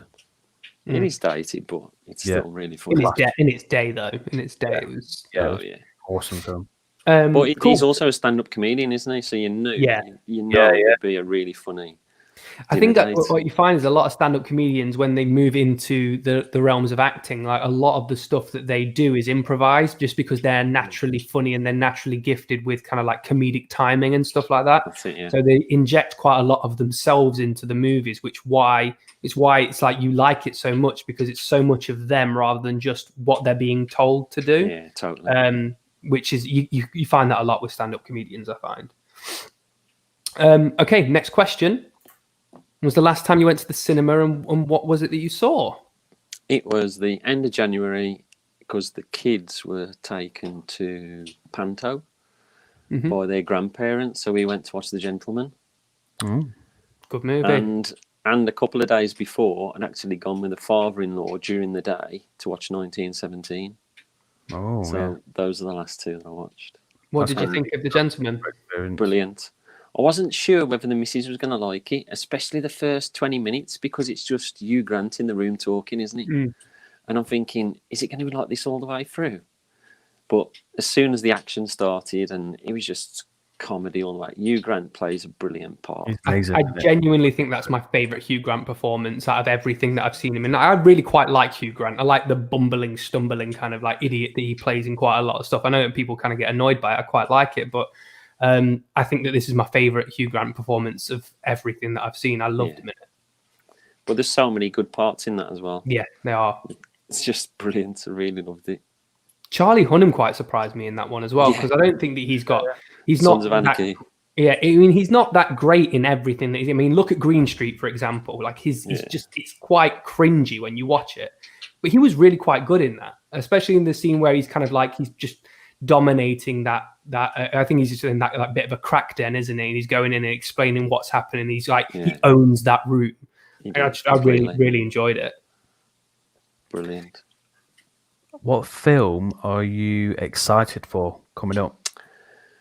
Probably, I'd say it was probably a toss up between two. No Time to Die, because it's been hyped and obviously it's the next Bond and it was about to come out, so I was like really looking forward to going to watch it, and then obviously it was put off.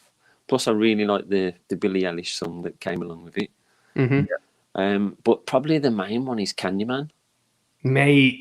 Yeah. Mate. Never ever am I going to say that 3 times into a mirror. No chance. We're doing something in later on in the stream about stuff that Candyman. This is a bit of a spoiler. Candyman is one of my choices for it, mate. The trailer for that looks fucking wicked. Have you watched the original film? Yeah, when I was younger, scared the crap out of me. Scared the crap out of me. It's like one of those things. It's like those urban legends where you'd never say Bloody Mary in front of a mirror. But yeah, when I saw Candyman, I was like, "There is no way." Not even when I'm joking. Like, would I ever say that name 3 times? Ever? I think just with the real bees and stuff like that, that was freaky, really freaky. It's great. It's a great horror movie. Great horror movie.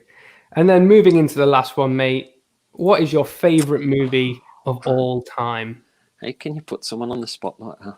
Oh, that's just terrible. I don't know. Probably between 3 or 4. I'd say the 4 would probably be True Romance. I love True Romance, even though you bloody slated it. I didn't slate it. I said it was good for its time. It's just yeah. Pulp Fiction, obviously. Great. Absolutely. But I've actually watched that in order, so that's the difference. Have you? Yeah, that's quite fun watching it in order. How was it? Well, I had to watch it in order so the missus could understand it. I hate these films that keep jumping backwards and forwards in time, and then she's like, "Well, is this before that bit or is this after that bit?" Well, he's dead now, so it's got to be before, hasn't it? Legends of the Fall. Okay. Brad Pitt and Anthony Hopkins. That was amazing when that first came out. Just kept watching that. And what's the other one now? It's another one that you haven't watched. Last of the Mohicans. Oh, bit of Daniel Day. You had to throw that one in there, didn't you? Throw a bit of shade. Mate, the cinematography in Last of the Mohicans is amazing. And the musical score as well. You've just got to watch it just for the musical score. I do. I will get round to watch it. Just like Casino, I will eventually get round to watching it.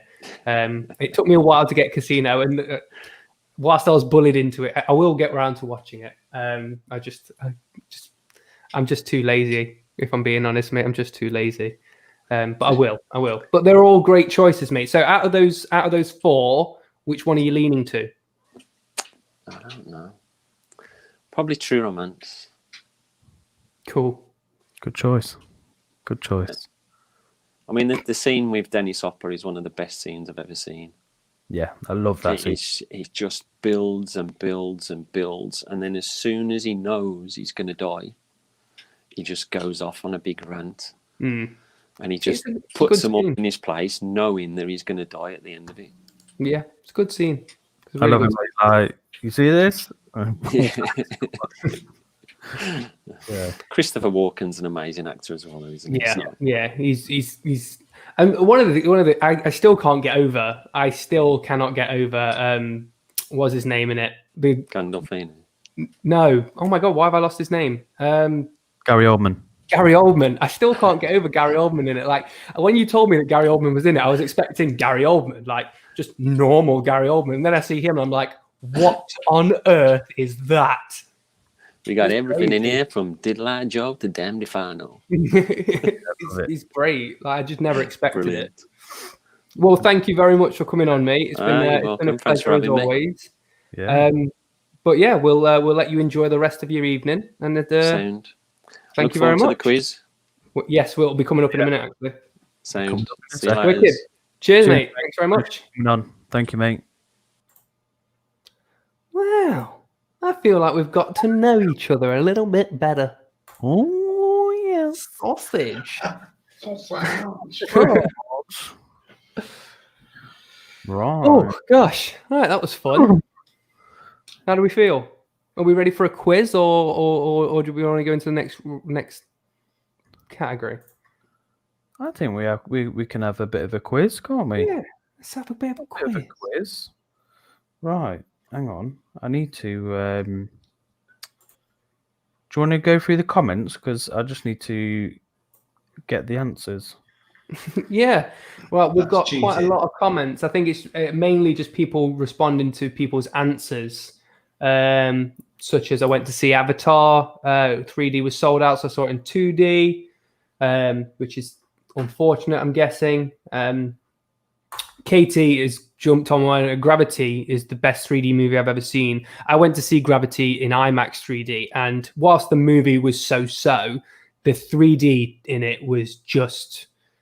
It was breathtaking because it was a movie that was created with 3D in mind. So like all the creative choices that were made about the movie were made with 3D in mind, which is why it works so well. Which is a great choice. I haven't thought about that in a while. Brian, Requiem for a Dream is the best disturbing one in my opinion. Woo! Any of you two seen Requiem for a Dream? No, you've seen it. I saw that they were releasing a direct. If you want a movie that's going to literally shock you to your core, watch Requiem for a Dream. It's all about just like different levels of addiction and what it can do to you. Like just all levels of addiction, whether it's like drugs, TV, or whatever. It's when I first watched it and the credits were rolling afterwards, I just sat there in silence, like what the hell? It's one of those where you're like I feel like everyone has to watch it once in their life. Everyone must watch it once, but for all the wrong reasons.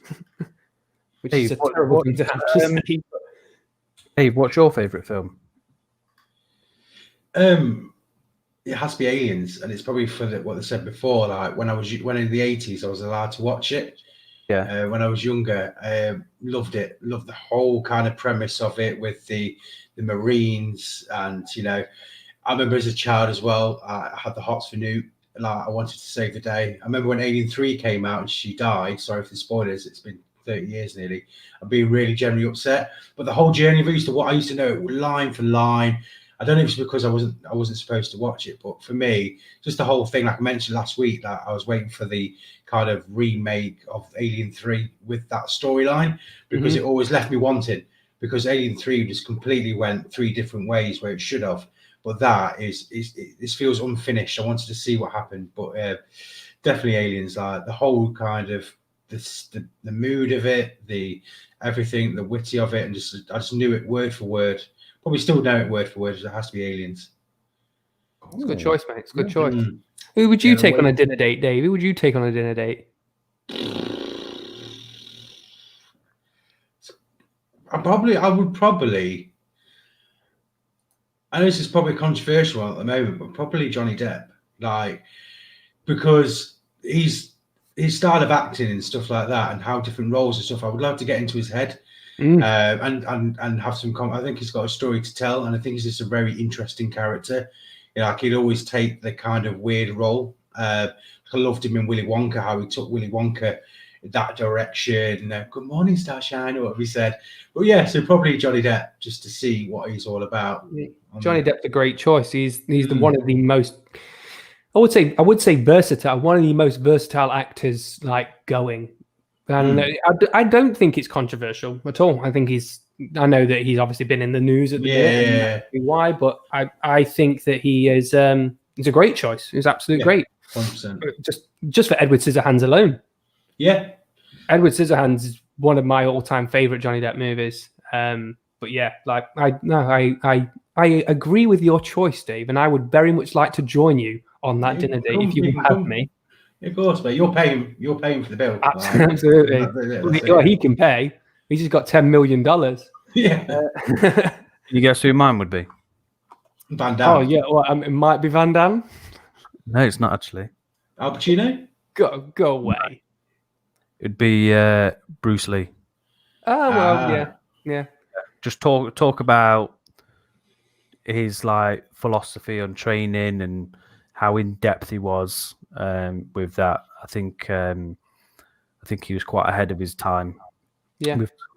From martial arts to how he trained for his body and stuff like that. So yeah. I think it would be a good little chat. What about you, Ant?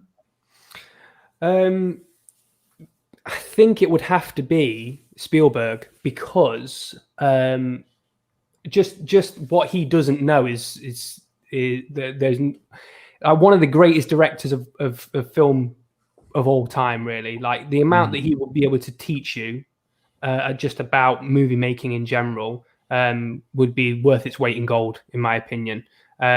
He's just one of the all-time greatest directors of life ever, and I think it'd be a fascinating conversation to have. Just in general, just let him talk. You just ask him like just general questions, and what he doesn't know probably isn't worth knowing. So I think it'd be great from a movie making perspective. If you're in it because you want to get into the movie making business, a conversation with him, like I said, would be worth its weight in gold, and I'd love to have one. Cool. Right, ready for the game? I'm ready. My body is ready. So we've got 30 movies that Yeah. you pick out from this picture. Are you ready? Boom.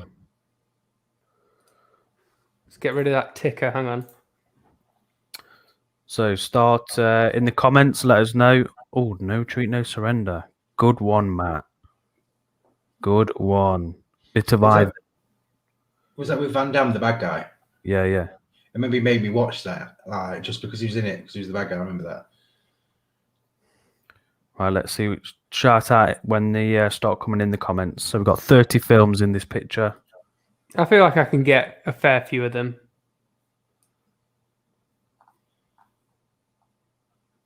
We've got Stand By Me by John. No. It by Heather. It is one. Speed by Katie. Speed is there. Bus. Titanic, Jon Snow. Titanic is there. You've got what you spoke of. My mind's gone blank. Forrest Gump, Jurassic Park. Jurassic Park, yes. Shawshank Redemption. Silence of the Lambs. Shawshank, yes. Silence of the Lambs. Yeah. Okay, I'm gonna go into it. Forrest Gump is in there as well, by the way, by Katie. Hunger Games. Hunger Games. No. Robin Hood is there though. Sister Act. Sister Act is there.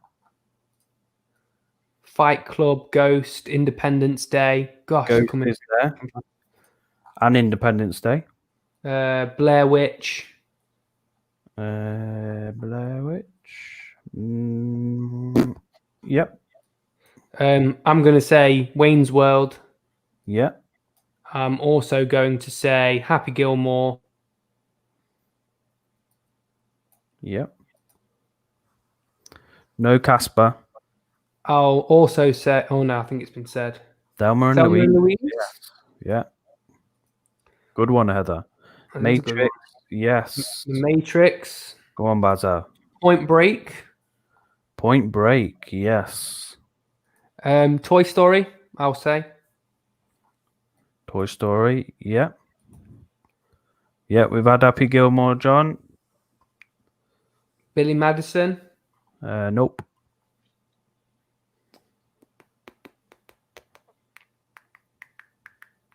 Hitchhiker's Guide to the Galaxy. No. Is Ghost in there?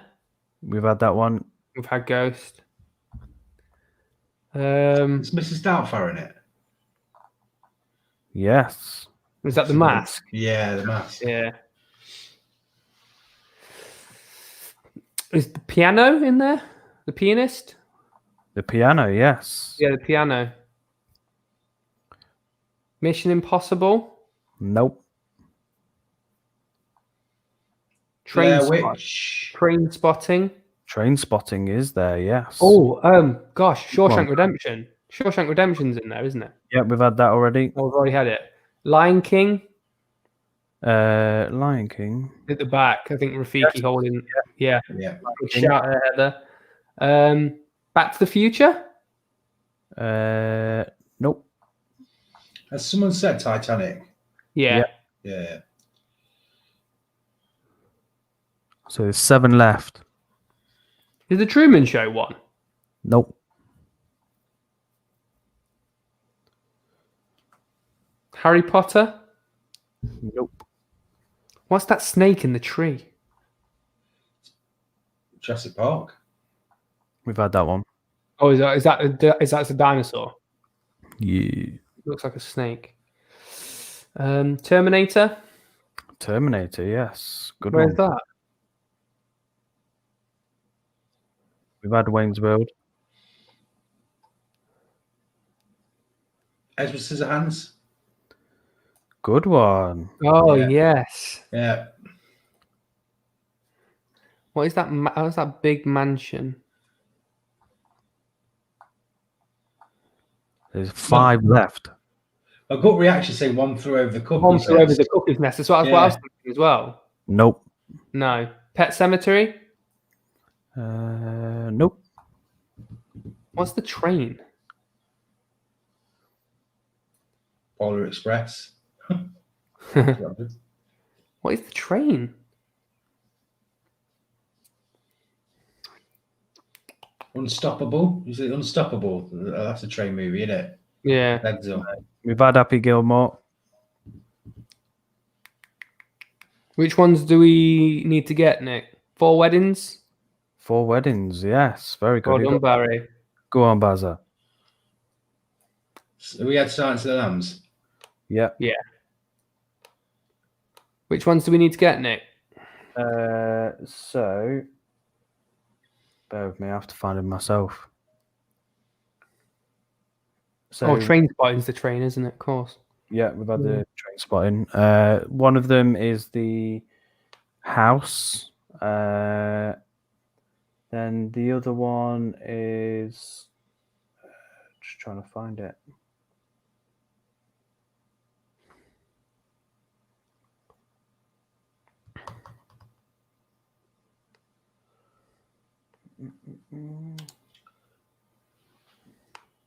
All right, one of them is in the sky. One of them's in the sky. I'm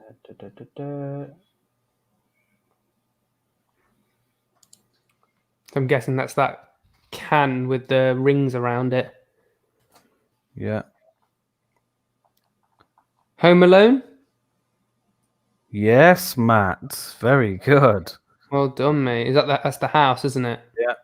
So you got 3 left. One of them is a bit of a toughie, but it's the sort of car thing. Not Mission Impossible. The car thing? Yeah. What car thing? In front of the house. Oh, right. Okay. Drop Zone, Caddyshack. What is that thing in the sky? Oh, Space Jam. Space Jam. Well done, Heather.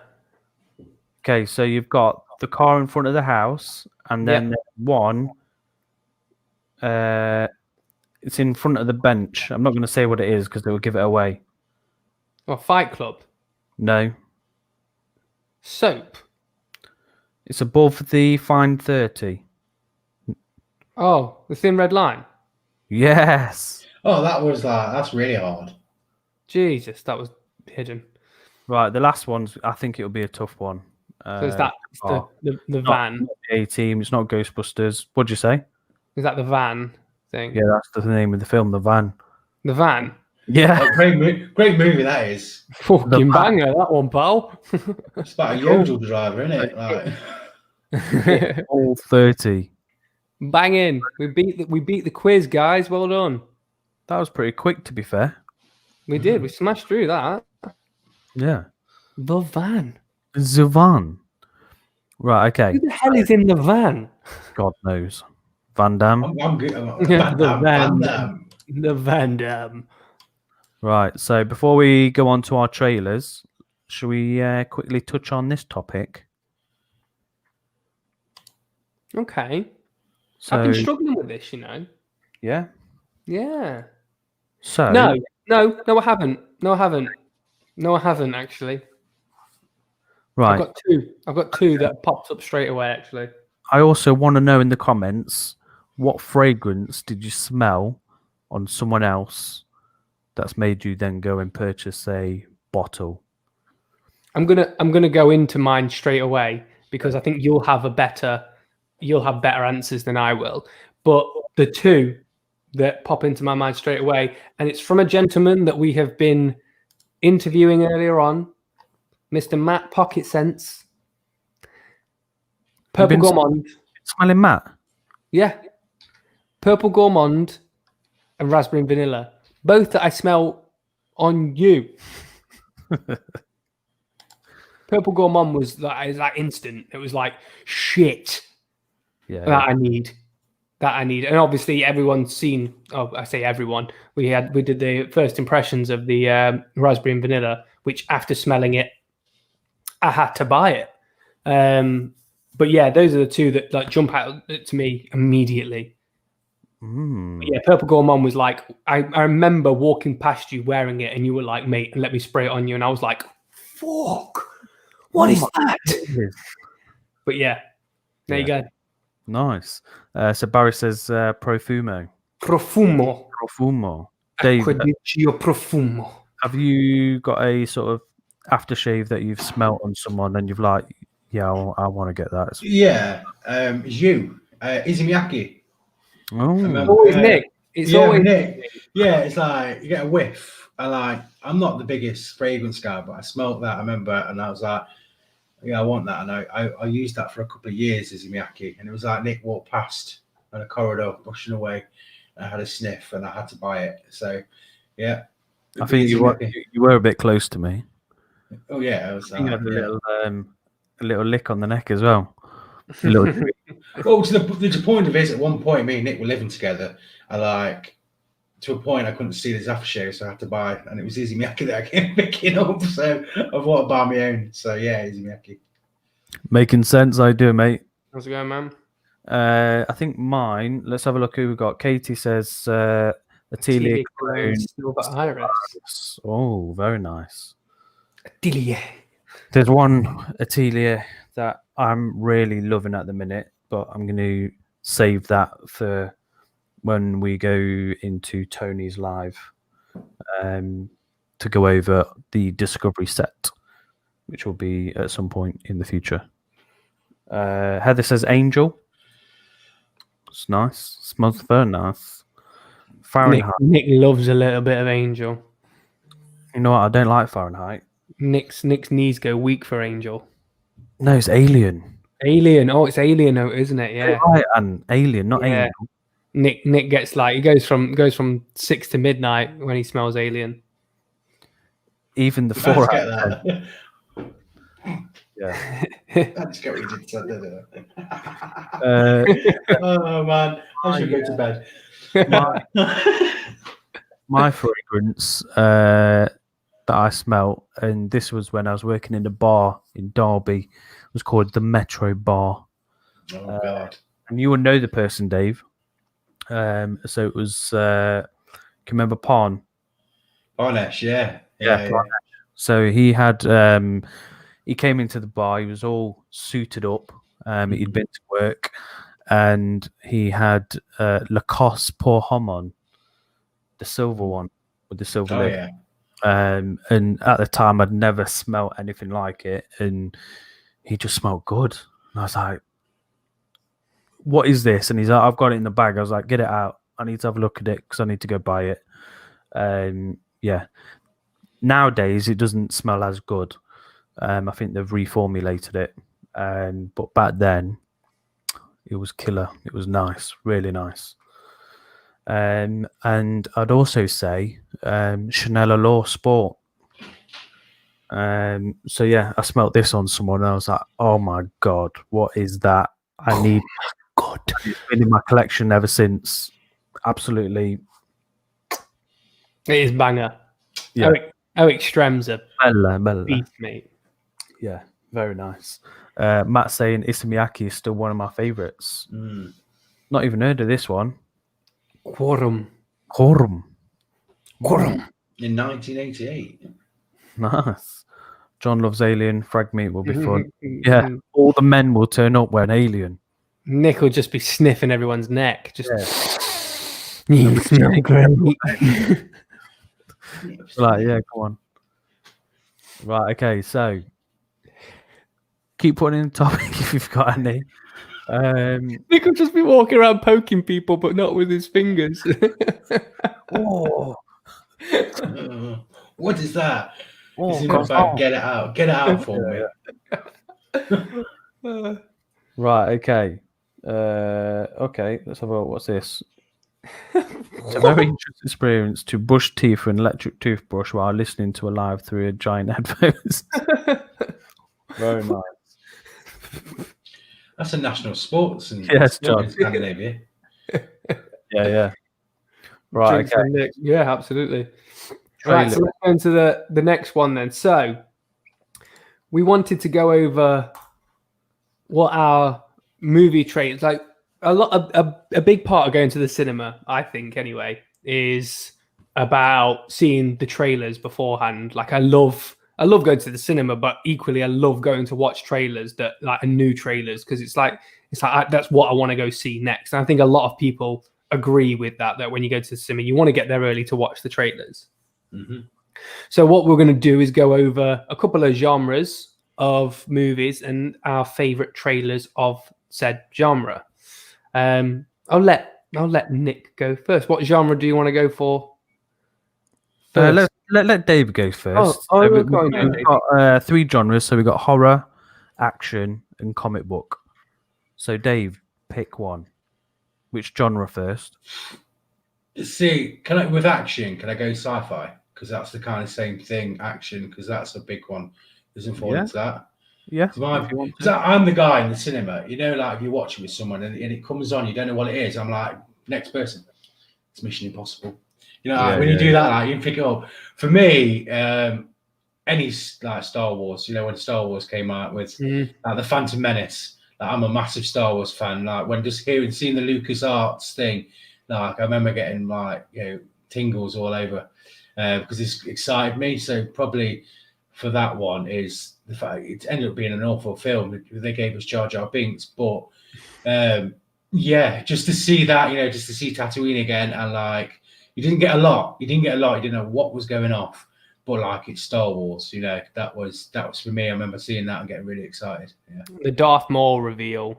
Yeah. The Darth Maul reveal was just like. And they did it with the Rise of the Skywalker because it was there when you saw Rey with the one lightsaber, then turns into the second lightsaber. I was like, what is going off? Mm-hmm. Where's this direction going to go? Star Wars have always been good at marketing their movies. Making sense. Definitely yes. And I think Pennywise would be scared of me. Because he'd be like, get off my leg.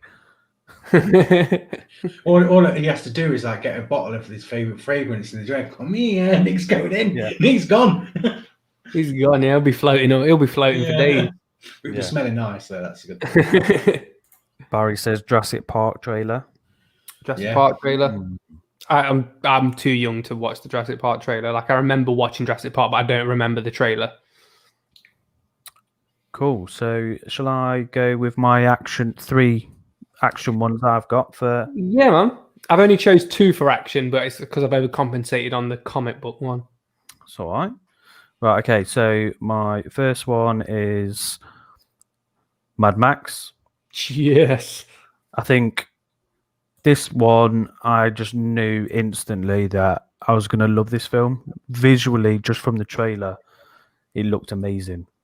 Yeah. And I think I was hooked. I think the first trailer was a teaser, and it was just Tom Hardy crushing a scorpion or whatever it was on the floor, and you just in his car. But then when the second trailer came out, I was like, "This looks badass." Yeah. Yeah, and that just looked really cool. My other one for action. Oh yes, the Raid 2. What a movie that is. Raid 2.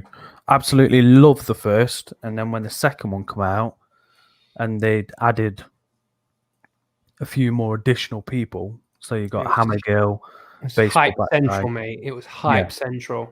Yeah, it was just like, yes, I am waiting for this bad boy. And then the last one was Rambo 4. Yeah. So when this trailer come out, I wasn't expecting much. It's a great picture there, mate.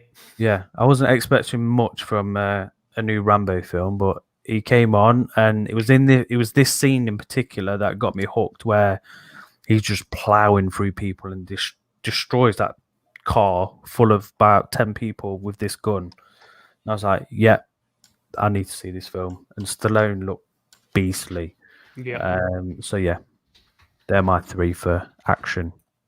So my choice for actions, I'll stick on the theme of Stallone. Is when I first saw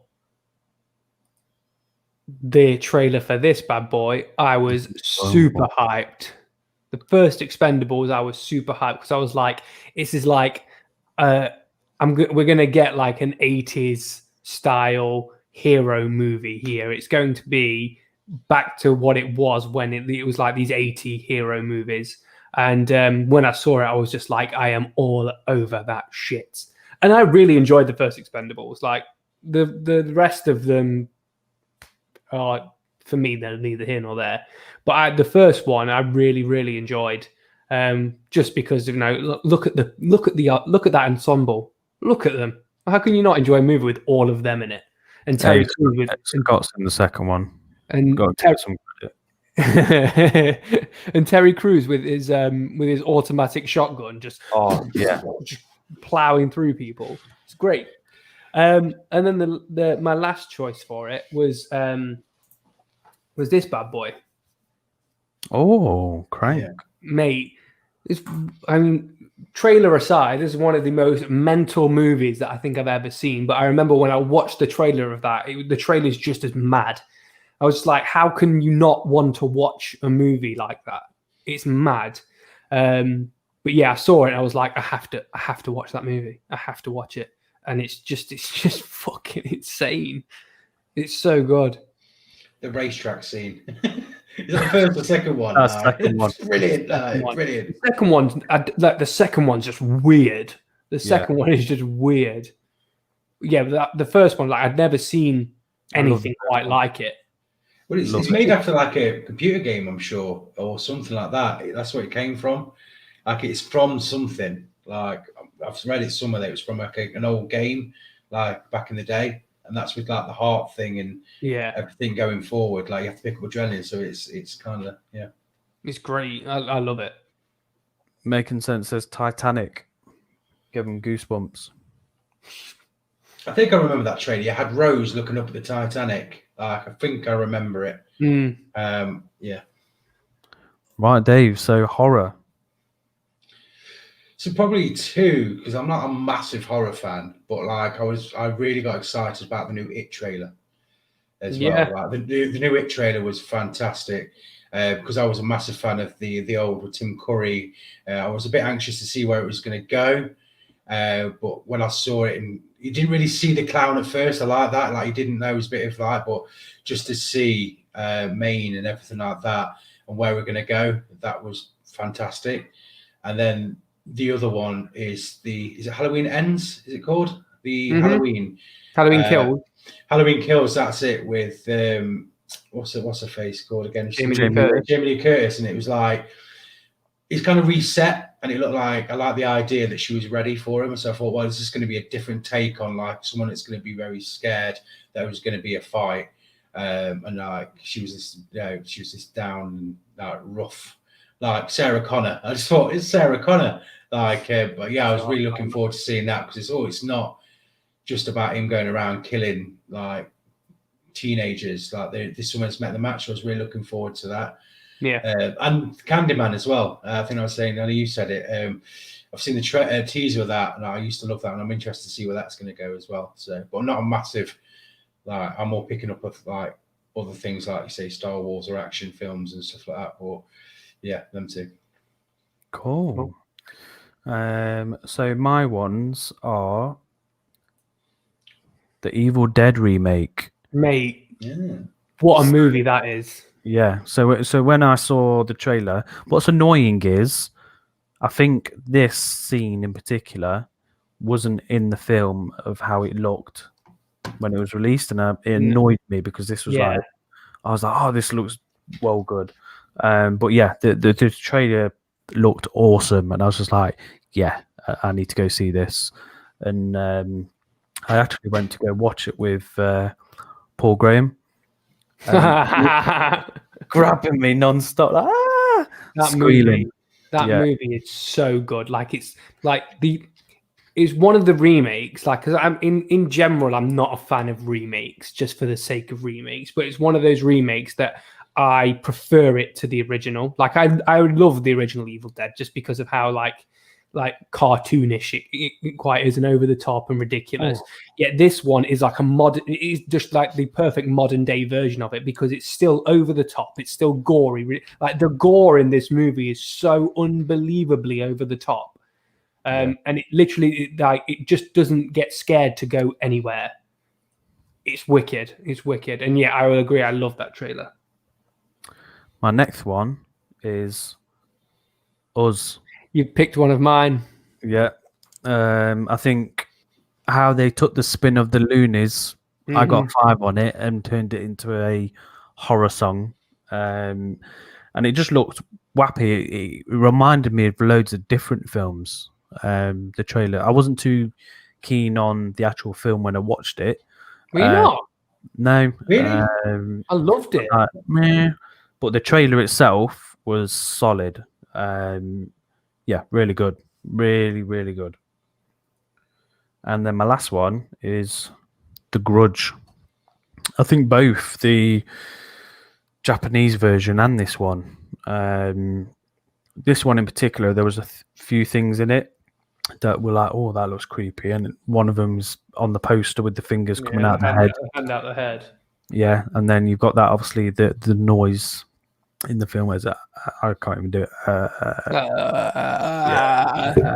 Yeah, it's some creepy stuff. But again, it's a film where you're like, not that great. The trailer's probably better than the film. It's but it's a shit film. Yeah, Japanese version's a hell of a lot better. Yeah. But yeah, the trailer looked good, but yeah, it's a bit of a letdown of the film. Cool. Well, Us is one of mine as well. Like I saw it. I think when it came out, we were messaging each other about it, saying that this looks incredible. The soundtrack in the trailer really sets off the scene for the movie going forward as well. And it was one of those where I was just like, I have to watch it now. Like, and now it was Jordan Peele as well. So he previously did Get Out, which was fantastic. So it was like one of those where you're like instantly hyped for it. And the cast along with it as well, you're kind of like, yeah, I need to go see this. And it's creepy. It's like the word for that trailer is just creepy. Yeah. Another one that's been mentioned is Candyman. If you haven't seen the original, it's a scary ass movie. The concept behind it is terrifying. But what's the name of the film? I'm not telling you. I'm not saying it again. Don't test me. But the trailer for this one, I remember seeing it when I went to go see New Mutants. That was the last movie I watched, by the way. I went to go see New Mutants, and that was on, and I was just pumped. I was like, yes, that is me. Again, I think it's Jordan Peele is doing this one as well. Yeah, it is. So, and he's got a very particular style in terms of his horror. and I love it, and I can't wait for it. And then the last one was Sinister. Oh yeah. So it had Ethan Hawke in it. And one thing I will say about the movie is if you watch the trailer, you've pretty much seen all the best bits about the movie. Yeah. But that's what made the trailer so good. Is if you get the trailer in isolation, it's a creepy, scary, horrible trailer that gets you amped to watch the full movie. The problem is the full movie is no better than the trailer. But it was like one of those trailers where I was like, I have to go watch that. I know this looks terrifying, and I know that I'm going to go in there and everyone in the cinema is going to be screaming, but I don't care. I have to go watch that movie. Movie is so. Like I said, if you've seen the trailer, there's no point in watching the movie. But the trailer got me amped like instantly. Yes, I love the first one. That's really good. I'm intrigued to see what the second one's going to be like. Really good film. Dave, kick us off with a comic book film. Oh, trailer. No, one that pops out for me is the most recent is Logan. When I saw the trailer for Logan, because it was going in, it was like an X-rated. It was confusing as well when it came out as well, because obviously as time go forward, it was old Logan. I think you saw that the blood and guts, it kind of like set the tone, and I knew also it was Hugh Jackman's kind of hurrah. So I remember seeing that, and I was like, oh my god, like I can't wait to watch that. And where's it going? Like seeing Patrick Stewart in there as well. What's happened to Professor X, because it went all over the place. That was something I was really looking forward to. And then you got every kind of comic book film is exciting, and probably the Endgame as well. You know, seeing Iron Man there, what's happening with him, and you know, the build up from obviously the first kind of part of it. So yeah, I think every comic book trailer is amazing. Like can't pick from them, but from recent memory, Logan. I would even say Deadpool as well. Like Deadpool when that came out, because I've always wanted to see Deadpool. I've followed Deadpool for years. He's been my favorite comic book guy, because he kind of breaks that kind of fifth wall or fourth wall, whatever it is. And Ryan Reynolds been attached to it, you know. So them are my three. But you can go on for 8 hours with these. Nice. Cool. So my ones, I'll start off with this one. Superman Returns. Mate, that one bit in it. Yeah. The reason why I liked this one was obviously it was the new Superman film of that time, and it was the John Williams score with Marlon Brando talking over it from the original films, and then it ends with this sort of shot that you see here, and then him just plowing into Earth. I think he's sat there like listening to what's going on. But yeah, I think just the soundtrack and Marlon Brando talking over and seeing little snippets, and yeah, just brilliant. Wasn't this trailer the one where it had the bullet hitting the eye as well? Or was that the second trailer for it? I think that was the second one. Yeah. That was like, when I saw that, I was like, okay, I'm down for that. Because that is a wicked shot. Probably the best shot of the film. I quite enjoyed Superman Returns, actually, thinking about it. It's like, it's not a bad Superman movie. Brandon Routh is... Wasn't it like a sequel to Superman 2? If I'm right in thinking. Yeah, it was a sequel. Yeah, it was a sequel to Superman 2, like the 3 with Sunman and all that lot was kind of pushed. I like that as well, because we went off. So it was like, I like that because it continued the story. Yeah. What do you think to Brandon Routh as Superman? I liked him at the time, but now Cavill's here. He's been sort of pushed under the carpet. Yeah, I would say, and he's done other things as well, isn't? Yeah, he's He's done that. Is it Agents of Tomorrow or Legends of Tomorrow? Legends Is of the Tomorrow, Atom. Yeah, yeah, he's he's popped up in that. that. Yeah, so and I think he did his role for Superman in one of the crossover events. I'm sure. He did. Yeah, he did. Oh, was it? Yeah, he did. It was one of the Crisis on Infinite Earths or whatever they got. And he did a Superman bit on that as well. Really. Always Christopher Reeve though, in my eyes. Like, yeah, he's the original. Yeah, Cavill for me, unfortunately. It's Cavill for me, mate. He's a very sexy man, you know. He's just a very, very. He's just Superman. He's just like, you know, when you see Mark Hamill, like that's just Luke Skywalker. Yeah. Cavill. I see Cavill, and I just see Superman. He's a massive geek as well. He plays a game. I play World of Warcraft, and like someone did a picture of him as the Lich King, which is a big character in World of Warcraft, and like the movies kind of died off, but the Blizzard have liked it, and he says, "Look, do you want to do a movie because it's with the Witcher as well, and like maybe do the Lich King?" So that might be looking forward to see that. It's a good story to tell, the Lich King. It's about undead, and if anyone knows about the lore of that, and having him to do it, I think he'll be passionate because he likes the Witcher. Like he plays the Witcher as well, you know. Yeah. So he's a nice guy as well because he missed the casting call for, I think it was Superman or something, because he was playing World of Warcraft. So he was raiding on World of Warcraft and he missed the casting call and he had to call back and it was them. So I was like, he's my hero. Right, my next one is Age of Ultron. Yeah. Again, the film wasn't that great, but this trailer was solid. I think Spader's voice as Ultron, and then you got that sort of Pinocchio song going on in the background. Yeah, absolutely loved it, and it really hyped. And then you got the I think midway through was the first time you saw the Hulkbuster come down, and you're like, oh my god, that looks awesome. Yeah. So yeah, it was very very hyped to have that sort of clash with Iron Man and Hulk, and then you had Ultron kicking off. So yeah, and I think it was cool that you saw him coming in and he looked battered where he's walking in the room. Yeah, but then you're like, actually, he's going to take them all down.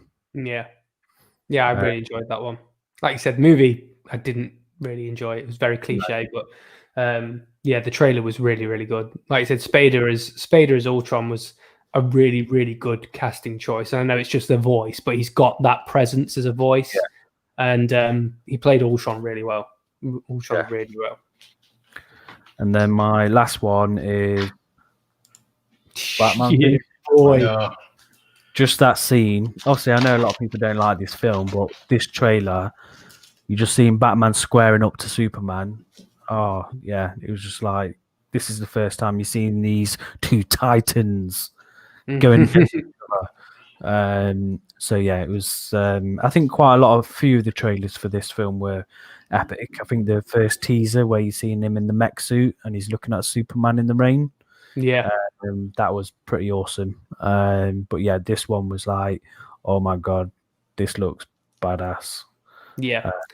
That was the second trailer, wasn't it? Because then they had like 3 or 4 for this one, didn't they? And the last one was the Doomsday one, wasn't it? Which people really didn't quite get on with, understandably. Yeah. But I will echo what you said, mate. Batman vs Superman for me was just a great, that second trailer was fantastic, and like you said, that it was just the pinnacle, and all the music and the crescendo of the trailer, and they're just standing up. You see Batman just standing up to him, and they're standing toe to toe like absolute beasts, and you're like, oh my god.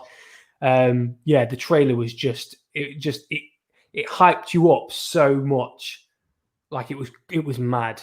But yeah, I'll say that straight away. That was one of I chose 4 because I've been a bit greedy, so I apologize. But one of them was already just spoke about, so I won't speak any more about it. Where am I? I've just lost my screen. Okay, cool. So my next one is there are two trailers. Both had very, very different tones, and both were arguably better than the end result. Both arguably better than the end result, which is Suicide Squad. So if you can remember the first trailer for Suicide Squad, the creepy, dark tone, and then you get everything was, and it had what was the sound? What was the song in the background? Like the joke. Yes, that one, and it was really creepy, really choir-esque, and really dark tones. And then you get the introduction of the Joker in it, and it was like hype central. And it was like, this is what the tone's going to be like. And everyone I know loved that movie. And then you had the second trailer to it, which was balls to the wall crazy. And one of the reasons that I loved that trailer is because it was pretty much bang on in time with the music that was on in the background, which was Don't Stop Me Now by Queen. And it was just going mad. But the problem with the two trailers is they were both tonally so different. Yeah. And both completely different to the end result of the film. But yeah, I prefer the trailers to the film, if I'm being honest. You hit the nail on the head. When I left the cinema and that film, I said to myself, good soundtrack.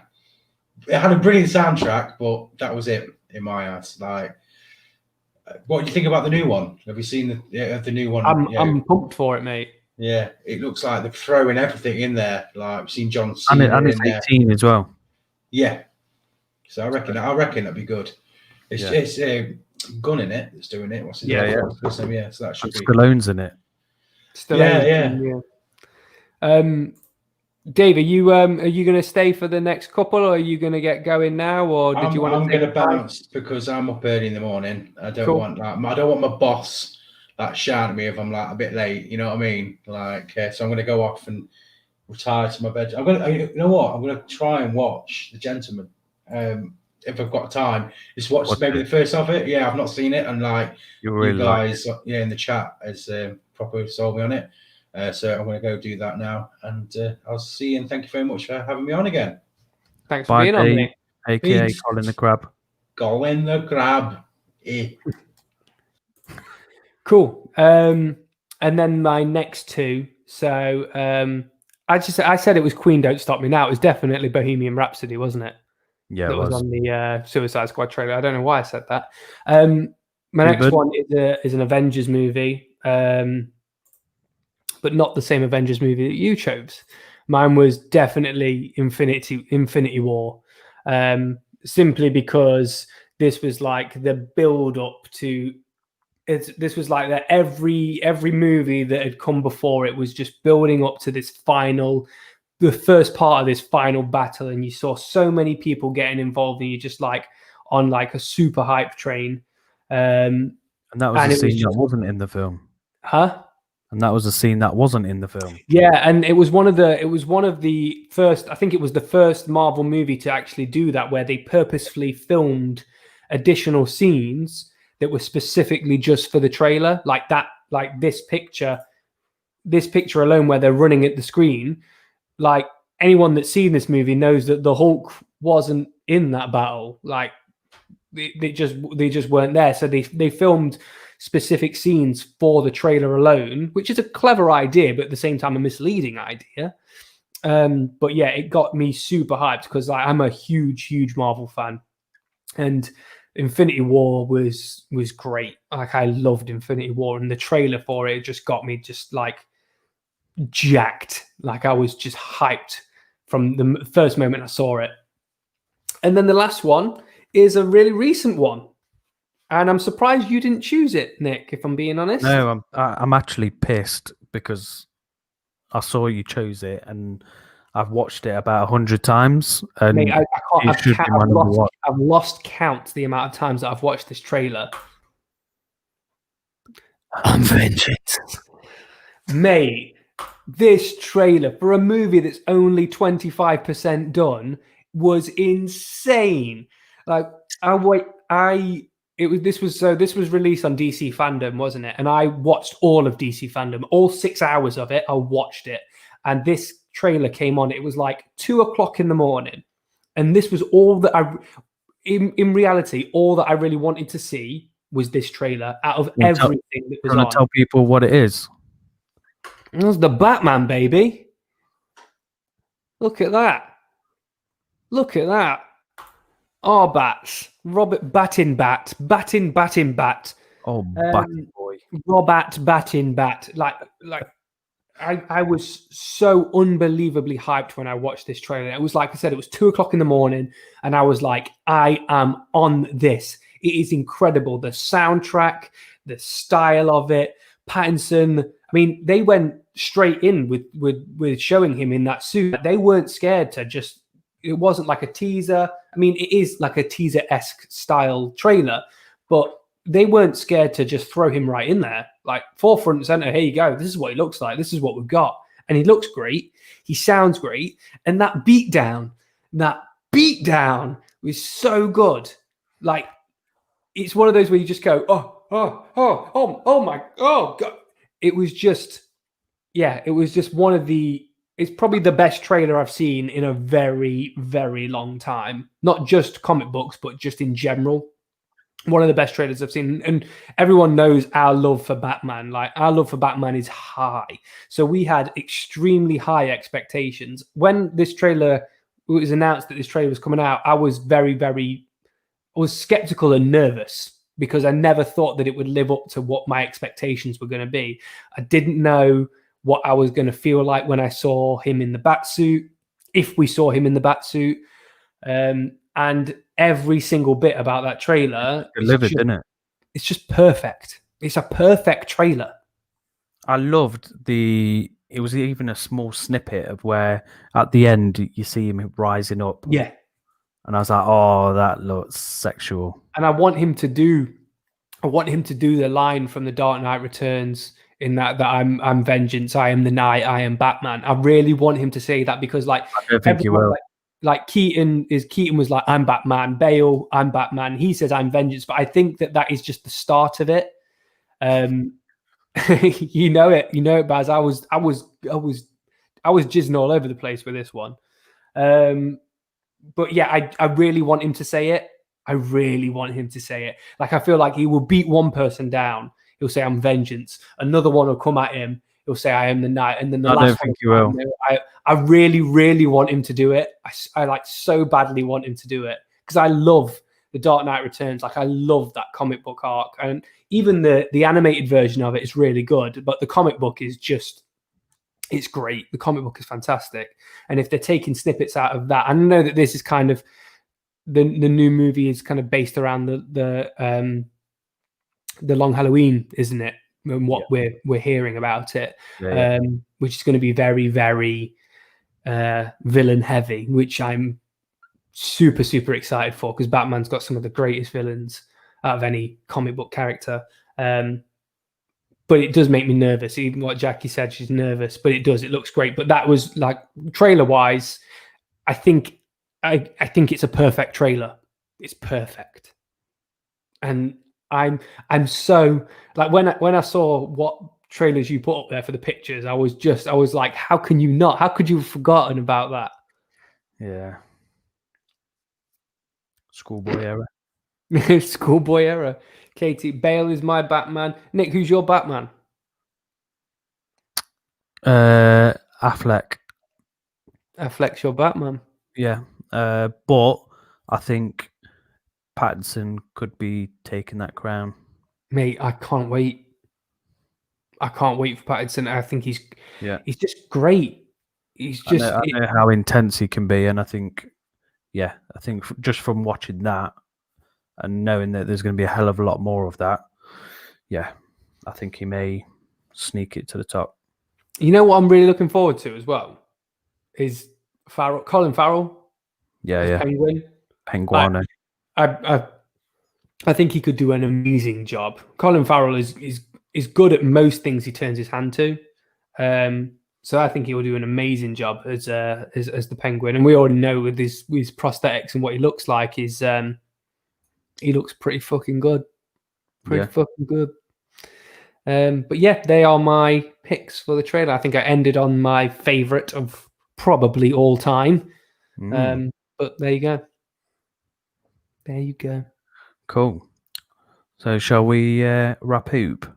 I think we shall. We've had some fun tonight, haven't we? Yeah. We've interviewed a couple of people. We've got to know their movie choices and why, which was quite nice. It was nice having other people on the stream for a change. It was good. We might entertain that a little bit more. Kind of keep that theme going for anyone that wants to get involved. So that's watch out for that in the future. Is there anything you wanted to add? We've got lots of reviews on the way. I'm doing a Frank Grillo week where I'm going to do lots of stuff on Frank Grillo. Lots of fragrance reviews on the pipeline. So yeah, keep your eye out.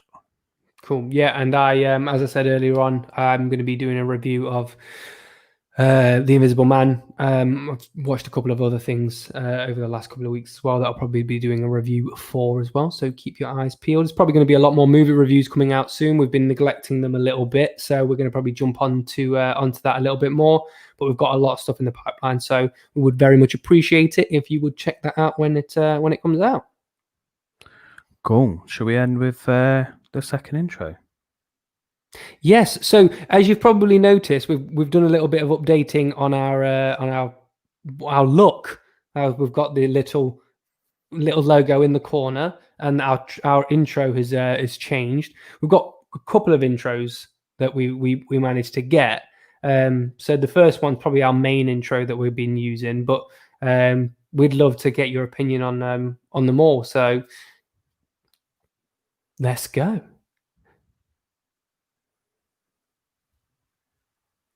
Oh, you're going. Oh, I thought you were doing it. Oh, okay. That was poorly planned. Hang on a second. Where am I?